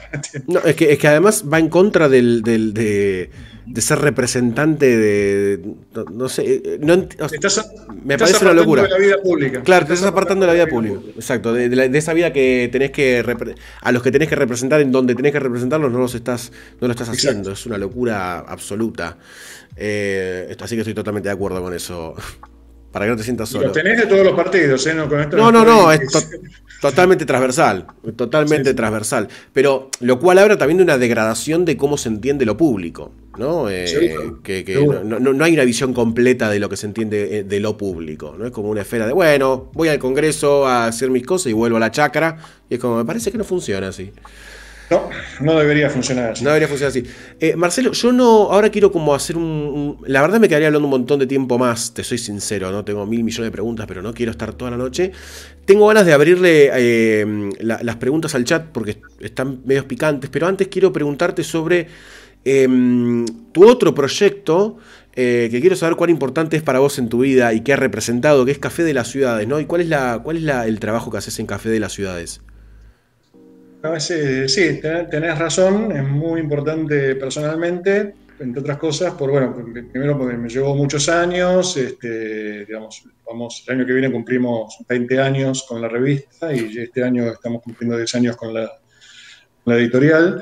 En agosto sacamos el número 200, así que bueno, realmente es muy fuerte en mi vida. Y nace a partir de, bueno, de una cantidad de conjunciones. Bueno, vamos, te dije que de chico quería ser naturalista y Sí, urbanista, y otra cosa que quería hacer, porque nunca había llegado a ejercer, era ser periodista. No lo desarrollé eh, estudiando para eso, era ser periodista. Me claro. gustaba la idea de ser periodista. Bueno, para no hacer una historia de mi vida, ahí tengo que agradecerle bastante a Berto Montaner y Miguel Jurado, que en su momento me invitaron bueno, a la sección de arquitectura de Clarín, y tuve algunos años trabajando ahí. Y siempre tuve la idea digamos, de que me gustaba la idea de un medio que se dedicara a la cuestión urbana, digamos, que tomara digamos, la arquitectura y, bueno, manejarlo de acuerdo a mis criterios, digamos, no escribir para otro medio, sino, digamos, manejarlo con mis criterios. Y hubo dos temas fundamentales. Por un lado, la eclosión de lo digital, digamos, cuando empezó a ser posible, digamos, que para hacer un medio, digamos, no hacía falta publicar e imprimir, sino que se podía publicar digitalmente y tenía validez y tenía llegada. Claro. Y por otro lado, la crisis argentina del 2002, donde, bueno, digamos, todas las semanas, cuando yo llegué al 2001, 2002, con bastantes, bueno, como ahora, digamos, como estamos muchos con el multitasking de que tenés una pata en cada lado, tenés actividades, tenés trabajos, sueltos y demás. Bueno, en el 2012 fueron cayendo de a uno y, bueno, digamos, por un lado necesitaba, bueno, darme a conocer, buscar trabajo, y una vez se me ocurrió, bueno, por ahí en vez de mandar mails pidiendo laburo, también lo mandar mails dando a conocer, digamos, mi opinión sobre la ciudad, que es una forma de, bueno, de estar en la cabeza de gente, bueno, muchos de ellos con capacidad de decisión, Claro. capacidad de convocatoria y demás. Bueno, de hecho, hay que decirlo, digamos, a partir de, digamos, bueno, fueron 1 o 2 años donde no tenía otra cosa que hacer que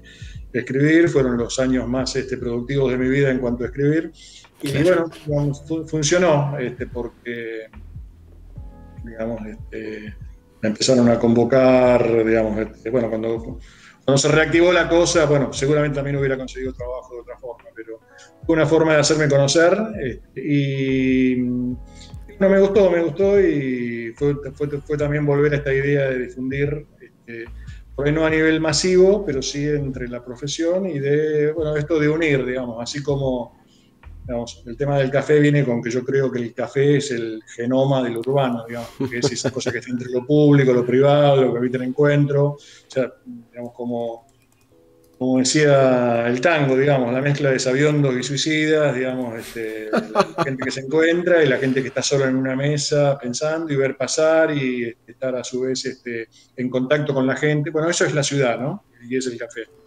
Entonces, y mezclar, bueno, mezclar conocimientos. El lema es que, digamos, la consigna del primer número, y que hoy es la consigna de la revista, es que es un lugar de encuentro de conocimientos, reflexiones sobre lo urbano en la red. Lo sigue siendo, y, bueno, después apareció, tuve bueno, la disciplina como para que fuera una cosa continua, no abandonarla. Eso, digamos, le dio cierta visibilidad, continuidad y seriedad. Y bueno, con el tiempo empezaron a aparecer proyectos o sea, de hacer el camino al revés, digamos, en vez de pasar de lo impreso a lo digital, pasar de lo digital a lo impreso, y Claro. apareció la idea de editar. Y bueno, hemos estado, en 2010 publicamos el primer libro de Artemio Aba, Metrópolis Argentinas, y después comenzamos, bueno, mucha gente amiga y muy generosa que acompañó proyectos. Bueno, me acuerdo especialmente Hilda Erser, lamentablemente fallecida, una gran socióloga urbana argentina, bueno, que me dejó dos proyectos de publicación muy, muy importantes que nos hicieron crecer y bueno, a veces proyectamos, a veces recibimos propuestas de publicaciones y a veces las encaramos nosotros a partir digamos, de pedirle a gente que Claro. haga un proyecto en particular. ¿Quién sabe si el día de mañana no te pedimos a vos que tu libro salga por Café de la Ciudad?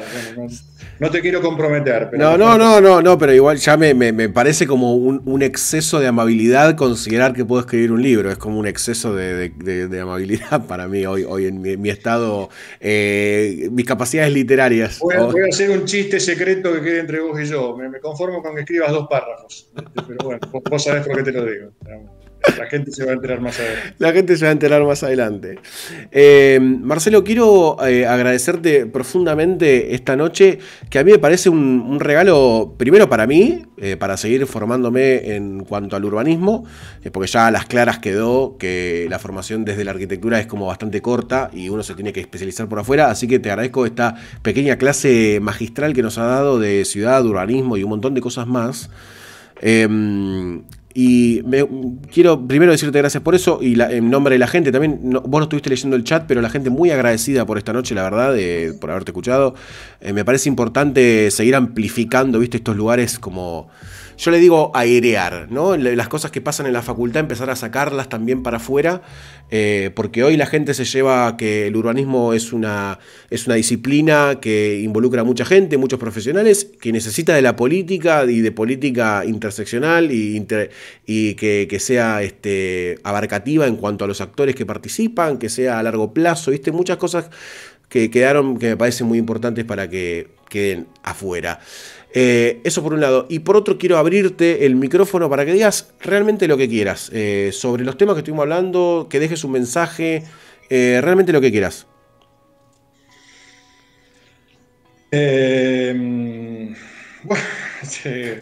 Bueno, gracias por invitarme, gracias por tus conceptos muy, muy, muy generosos.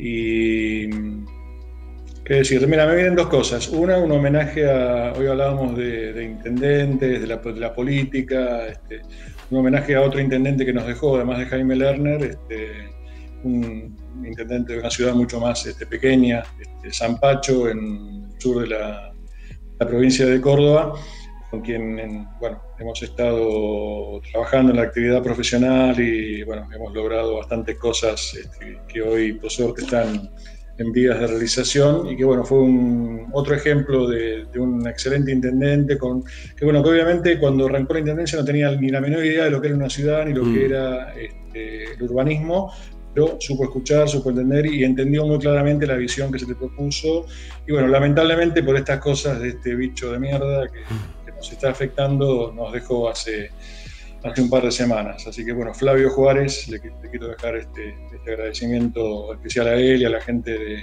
San Pacho, que todavía obviamente lo está llorando por mucho tiempo porque era un personaje espectacular. Y bueno, cuando podés decir cualquier cosa, digamos, poder decir de todo, y me imagino que bueno, tendrá que ser respecto a lo que estuvimos hablando, digamos. Yo creo que es importante que, por un lado, la gente que estudia arquitectura o que hace arquitectura, la gente que trabaja en estas cuestiones de arquitectura, aunque no se dedique específicamente de urbano, tenga conciencia de que cada intervención arquitectónica es una intervención urbana, en definitiva. De una forma, aunque sea porque estás formando una fachada, porque estás definiendo el espacio público, porque estás privilegiando un acceso por sobre otro, porque estás manteniendo o no un perfil, porque estás generando algo en el paisaje urbano, aunque sea una pequeña casa, una pequeña intervención, estás generando algo en la ciudad, estás haciendo, digamos, entender, digamos, que el urbanismo no solamente tiene una dimensión arquitectónica, sino que tiene otras dimensiones, pero también tiene una visión, digamos, también tiene una cuestión arquitectónica.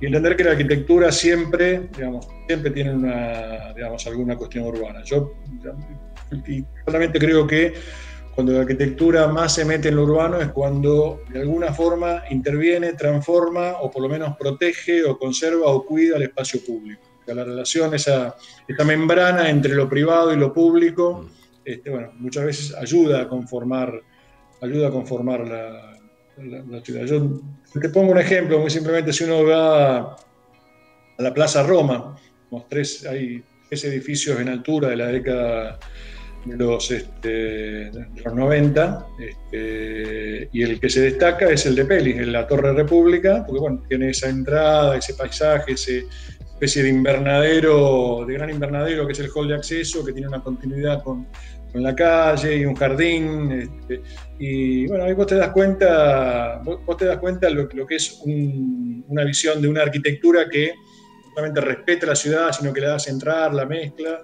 Bueno, creo que las buenas arquitecturas pueden hacer buenas ciudades y pueden, bueno, ayudarnos a vivir mejor y a estar mejor en la ciudad.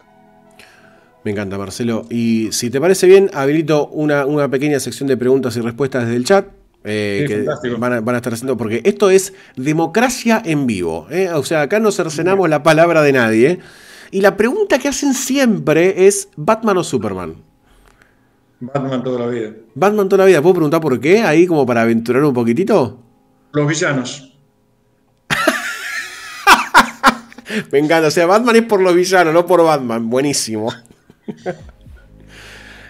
Una pregunta respecto al diseño complejo Villa Soldati y Catalina Sur. ¿Por qué se viven 2 sensaciones completamente diferentes? Creo que hay una cuestión de gestión ahí. Digamos, me parece Piola. Que es lo mismo que Simón Bolívar, por ejemplo, que es otro ejemplo de arquitectura.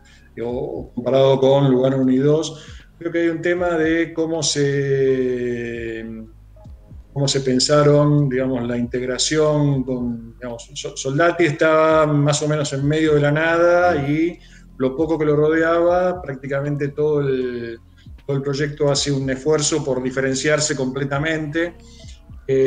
Y aparte hay un tema de que, hay un tema de que fueron muy mal adjudicados en su momento, fue muy mal los procesos de llamado concursos, se hicieron concursos en Soldati, hicieron concursos de proyecto y obra, entonces ganaron empresas que no hicieron las cosas bien. Pero claramente creo que hay un tema básico, que es que en Catalina Sur el espacio público, si bien tiene las características del espacio moderno, del movimiento moderno, digamos, fluido, no demasiado contenido y demás, siempre estuvo claro de quién era, digamos, quiénes son los consorcios que lo manejan. Claro. Entonces, cuando el espacio público no es de nadie, como pasa en Soldati, bueno, lo termina apropiando a alguien, o termina siendo tierra de nadie. Creo que hay, si tuviera que decir una sola cosa que muestra por qué son distintos, es una cuestión de cómo se organizaron los consorcios. Bueno, te quedó claro de quién era el espacio público y quién tenía que cuidar el espacio público. Eso es básico. Me parece impecable, porque uno por ahí esperaba una respuesta del tipo: no, porque la organización espacial, y finalmente termina siendo: che, mirá, fíjate cómo se organizan los consorcios. Que pasó algo parecido en Piedrabuena, ¿no? En el barrio Piedrabuena, que el espacio público se degradó un montón porque la organización no solamente del complejo a nivel edilicio, sino de la organización administrativa, era un caos. Había gente de diferentes torres, no se podían poner de acuerdo nunca. Sí, se quema una lamparita y hay que ir a la comisión de vivienda, digamos.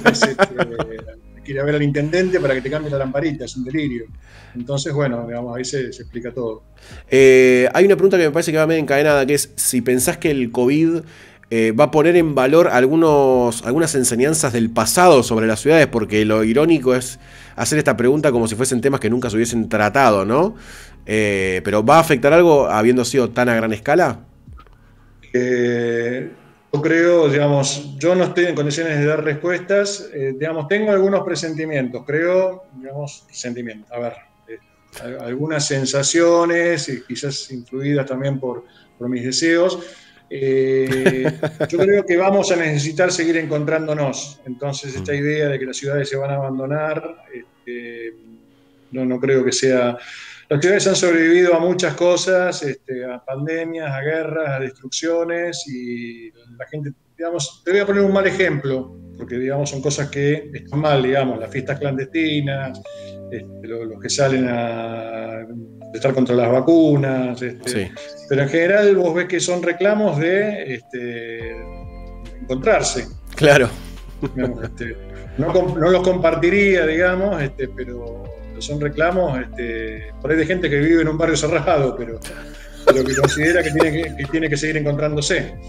Entonces, sí creo que, digamos, obviamente hay que tomar enseñanzas de todo este episodio. Seguramente el trabajo a distancia llegó para quedarse, no va a ser la única forma de trabajo, pero llegó para quedarse. Hay muchas tendencias que ya estaban en marcha, que el COVID las agudiza, no es que el COVID las crea, sino que agudiza unas tendencias que... Pero, bueno, lo que claramente va a tener que aparecer es, bueno, la importancia del espacio público, la importancia de la buena calidad de las viviendas. Hace poco tiempo todavía teníamos, incluso profesionales importantes que yo respeto mucho, preconizando, bueno, el tema de los monoambientes, de vivir en 18 metros cuadrados, de las casas compartidas, bueno, esas nuevas formas de vida, bueno, obviamente con el COVID se hacen insoportables. Bueno, lo que aparece es la necesidad de que, bueno, lo privado esté en contacto con lo público, de que tengas buenas ventilaciones, de que, bueno, lo que vos decís, digamos, claro, cosas que hace 150 años, 200 años venimos hablando. Claro. ¿Con qué ciudad, o cuál es la ciudad que más te gusta y con cuál te sentís identificado? Imagino, ¿cuál es la ciudad que más te gusta, así a nivel personal y subjetivo esto, ¿no? No tengo una preferencia por una, digamos, hay partes que me gustan de muchas ciudades. Me gusta Buenos Aires, me gusta Córdoba donde estoy viviendo, me gusta Rosario, me gusta Mendoza, me gustan mucho las ciudades de escala intermedia de nuestro país, digamos, que tienen, digamos, buena vida urbana, donde podés tener, bueno, la famosa ciudad de los 15 minutos, ahí aparece, porque, bueno, la ciudad tiene más de 15 minutos de caminata. Me gusta Montevideo, me gusta Barcelona, Nueva York, bueno, lo que le gusta a todo el mundo, digamos. Claro. Viví toda mi vida en Buenos Aires, yo estoy viviendo en Córdoba y tenés, a mí me parece que son ciudades que están... En general todas las ciudades tienen buenos lugares, malos lugares. Hay ciudades que sí son inhabitables, por ejemplo. Una, por ejemplo, que me decepcionó mucho, tampoco es que esperaba gran cosa, pero aún así logró decepcionarme, como dice el meme, que es Canberra, en Australia. Mira. Que es un ejemplo, ese sería un caso de estudio, digamos, una ciudad relativamente joven, que es, que es absolutamente inhabitable a mi juicio, digamos. Pero en general creo que todas las ciudades tienen buenas partes, digamos. Es muy difícil que una ciudad sea absolutamente inhabitable o absolutamente fea. Muy bueno. También las ciudades van variando, digamos, los barrios. Barrios que hoy son encantadores o que pueden dejar de serlo. Hace 10 años eran fantásticos. ¿Cómo te imaginás o cómo pensás las ciudades desde una perspectiva de género? ¿Se puede pensar las ciudades con una perspectiva de género? Y hoy es obligatorio. Razones obvias, no soy el más indicado para comentarlo, pero creo que, bueno, hay que, digamos, empezando por, digamos, no solamente por la ciudad, sino por quienes hacen las ciudades, quienes conforman las ciudades. Bueno, digamos, los equipos de urbanistas tienen que tener paridad, el empleo relacionado a estas cuestiones, como el empleo relacionado a todo, tiene que tener paridad y justicia en la retribución y demás. Y el manejo de la ciudad, bueno, tiene que ser lugar, digamos, bueno, así como decíamos, un chico que va caminando a la escuela es la ciudad, bueno, una chica, una mujer que se siente segura en una calle a las 3 de la mañana debería ser el ideal de ciudad. Total, tal cual, ¿no? Marcelo, todavía me acuerdo de la charla que diste el año pasado en la Católica de Salta, muy buena. No es una pregunta, pero me parece una linda flor para tirar. ¿Cómo te imaginas las ciudades del futuro? Y cuando digo futuro, no hace falta que sea de acá a 50 años. Podés irte al lugar que quieras, pero como dicen que empezaste como que tu principal pasión o tu principal acercamiento al urbanismo fue la ciudad del futuro de Envichiken, o el Anteojito, no me acuerdo qué revista era, te preguntan otra vez eso. ¿Cómo te imaginas la ciudad del futuro? La ciudad del futuro es el 95% la de hoy y un 5% veremos. Es más de lo que hay hoy que ir a urbanizar Marte, ¿no? Sí, bueno, seguramente se urbanizará Marte, pero eso sí, lo hará Elon Musk dentro de 50 años, los hijos de Elon Musk. Yo creo que, bueno, por un lado, lo que hagamos, las ciudades del futuro son lo que hagamos ahora, digamos, por eso hay que controlar. Claramente me parece que hay que tratar de que las ciudades no crezcan demasiado, y si crecen, que crezcan con todos los atributos urbanos, digamos, esta cosa de la extensión de la mancha urbana que se va, creo que realmente es absolutamente insostenible desde todo punto de vista. Y bueno, me parece que lo importante es que, por ejemplo, bueno, los que hoy son barrios, digamos, hay que ver cómo se transforman los centros urbanos, el centro de Buenos Aires, por ejemplo, el centro de Córdoba. No es solamente el tema de pandemia, sino bueno, los nuevos cambios que va habiendo en el trabajo, en la comunicación, etcétera. Pero si uno analiza, digamos, lo que cambian son por ahí modalidades de transporte, digamos, bueno, claro, que vayamos digamos, de un transporte basado casi exclusivamente en el auto, que si no tenés auto no existís o no te podés mover, a un sistema de transporte más claro. Yo creo que vamos a redes de ciudades que tienen que tener atributos, y donde, bueno, el tema digamos, de los 15 minutos, si bien es un poquito, manejan muchas veces de un modo snob, de alguna forma tienen un poco de esta cuestión de que, bueno, está bueno que vos salgas de tu casa y tengas la posibilidad nuevamente de este encuentro, de estas cuestiones, en un radio acotado, que tengas el bar, que tengas bueno, la escuela, que el chico vaya caminando a la escuela. Esto es por un lado imaginar, y por otro lado es desear, y por otro lado es trabajar para eso, digamos. Las ciudades del futuro son lo que hagamos de esas ciudades hoy. Increíble, buenísimo. Me imagino. La ciudad de hoy es lo que empezamos a hacer hace 15, 20 años, 30 años. Y 500 años también. O sea, Córdoba hoy es piso Jerónimo de Cabrera, más lo que ampliaron en los sucesivos años, y bueno, lo que se va transformando, y la ciudad tiene una capacidad de transformación muy, muy fuerte. El mismo continente físico puede albergar cosas totalmente distintas a lo largo de los años. Acá hay una que es bastante interesante, que es ¿cuál es el factor o actor social que más bloquea el desarrollo del urbanismo en Argentina? Por decirlo muy brevemente, es lo que, muy rápidamente, porque lo primero que se me ocurrió, digamos, la especulación financiera, la especulación sobre el suelo, o sea, la economía especulativa, no la productiva, sino la especulativa. Acá dicen que no quedó muy claro si te gustan o no los barrios privados. Que tampoco son barrios, ¿no? O no sé si ahí estamos.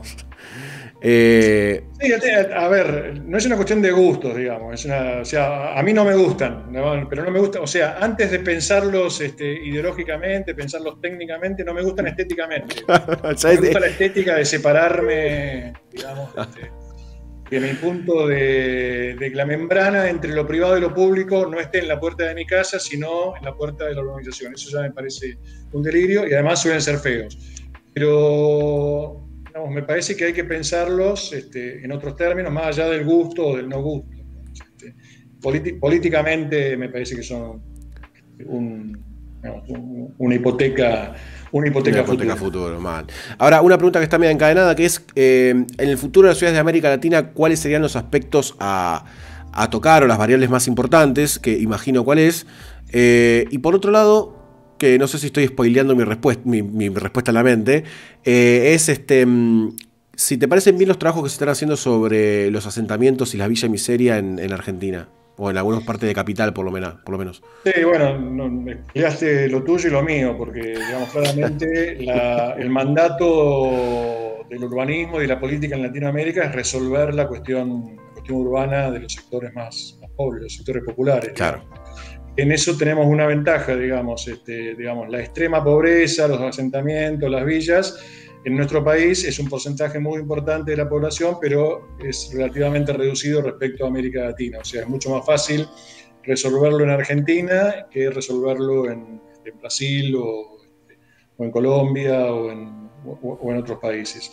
Respecto a cómo se está manejando el tema, digamos, bueno, una respuesta positiva, que es la que me gustaría dar, tiene que ver con lo que te comentaba antes. Hay un consenso, digamos. Hace 20 años no había consenso. Claro. Digamos, había que erradicar las villas. Las villas eran, digamos, se consideraba al habitante de la villa como una persona que estaba usurpando por gusto, digamos, un lugar que no le correspondía. Se miraba desde el punto de vista exclusivamente, digamos, del derecho, no del derecho de tener, digamos, de ocupar algo del cual no se es propietario. Hoy eso sigue existiendo, pero claramente, inclusive en sectores, digamos, bueno, muy conservadores, digamos, que no son para nada de izquierda, por decirlo de alguna forma, claramente está, digamos, hay un entendimiento de que es un problema que hay que resolver y que es un derecho y que hay que manejarlo y que el mercado no alcanza para resolverlo, digamos, que necesitas del sector público. Digamos, si hay algo que festejo es ese consenso del que hablamos respecto a la ley de integración sociourbana. Creo que en definitiva, bueno, si vos ves, digamos, bien, mal, de alguna forma, todos los gobiernos de todos los aspectos de alguna forma están tratando de trabajar en eso. Algunos bien, algunos mal.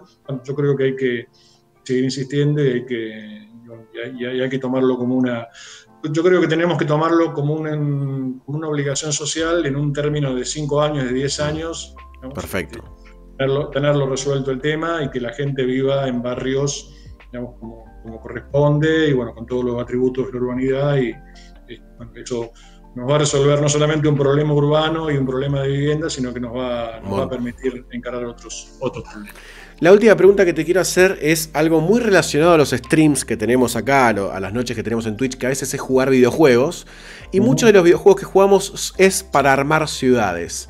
Mi pregunta es, ¿qué pensás de esos videojuegos y si jugaste alguno, ¿no? El SimCity, el City Skylines, si son herramientas didácticas para armar ciudad o reproducen variables que son una mierda, y si alguna vez jugaste alguno. No, nunca jugué, me los han mencionado mucho y yo creo que está muy bien, digamos, es una forma de entrar a la ciudad. Creo que, bueno, es lo que te decía al principio, digamos, digamos, lo bueno de estudiar la arquitectura o de estudiar la ciudad es que, bueno, así jugando, yendo a la cancha o yendo al cine o viendo una serie, digamos, estás aprendiendo. Y, digamos, sí, creo que está bien, es una forma de entrarle al tema y además yo creo que, bueno, además si uno ve los sistemas de información geográfica, el Google Earth, bueno, todas estas tecnologías, no hay que tenerles miedo, digamos, hay que manejarlas. Obviamente sabiendo diferenciar lo que es la realidad de digamos, después cuando vas a la realidad no es digamos, manejar un mouse o un joystick, es lidiar con bueno, sectores que tienen intereses distintos, con todas estas cuestiones que estamos hablando. Me encanta, Marcelo. Te agradezco un montón. Ahora vamos a hacer sorteo del libro de la Cuenca Matanza que me mandaste. Vamos a hacer 2 sorteos de los libros para que alguien le pueda dar un buen uso. Yo ya tengo el mío, tengo la copia que me mandaste y la voy a compartir en redes sociales porque además es un tema que me encanta porque yo para Historia Urbana de Buenos Aires analicé toda la venta de parcelas desde Ramos Mejía hasta Tapiales, bueno. y todas desembocaban en la Cuenca Matanza. Quiero tenerlo eso. Sí, son 40 páginas en A3. Te lo mando. Es muy escueto, igual, muy, muy humilde mi trabajo, Marcelo. Ahora me apichoné. Te lo voy a mandar, pero bueno, quiero agradecerte muchísimo por esta noche, la pasamos muy bien, el chat está maravillado. Y acá preguntan si el sorteo es para una cena con vos. Puede ser, sí, no tengo No, problema. está bien, no tenemos problema, no tenemos problema. Debería ser conmigo y con mi esposa Claro, obvio, por obvias razones, ¿no? Por supuesto, por razones. supuesto. Bueno, Marcelo, te agradezco mucho esta noche y seguimos en contacto por redes sociales. Esta entrevista mañana la subo a YouTube, así que la vas a poder compartir vos también con quien quieras. Bueno, fantástico. Mil gracias. Bueno, muchas gracias a quienes han estado escuchando y bueno, y felicitaciones por tu trabajo que es excelente, Alejandro. Realmente me gusta mucho, me divierte, me gusta mucho cuando metes cuestiones de técnicas constructivas y demás, es fascinante. Así que, bueno, y con todo lo que haces. Muchas gracias además porque ayudas a difundir lo que hacemos, no solamente yo, sino bueno, toda la profesión y sos muy generoso en estas cuestiones. Así que bueno. Muchísimas gracias y compromiso asumido. El primer libro que haga, si es que lo hago, sale en Café de las Ciudades. Bueno, fantástico. Ya me gané. Ya te ganaste. Y esto va en compensación de los 2 párrafos que me está costando sacar. Me gané un bestseller. Muy bien. Un abrazo grande, Marcelo. Igualmente. Muchas gracias. Chao, chao. Nos vemos. No. ¡Woohoo! Gran noche la de anoche, gran noche la de hoy. Un genio, Marcelo. Vamos a hacer un pequeño cierre para el video de YouTube. Espero que les haya gustado. Suscríbanse, denle like, comenten, compártanlo. Dejen sus comentarios abajo, su CBU. Yo les dejo el mío. Nada, mentira. Suscríbanse, denle like, compártanlo. Voy a hacer un mini cierre para la edición de este video. Mañana va a estar subido en YouTube. Así lo puede ver la gente que se mete recién. Chao, gracias.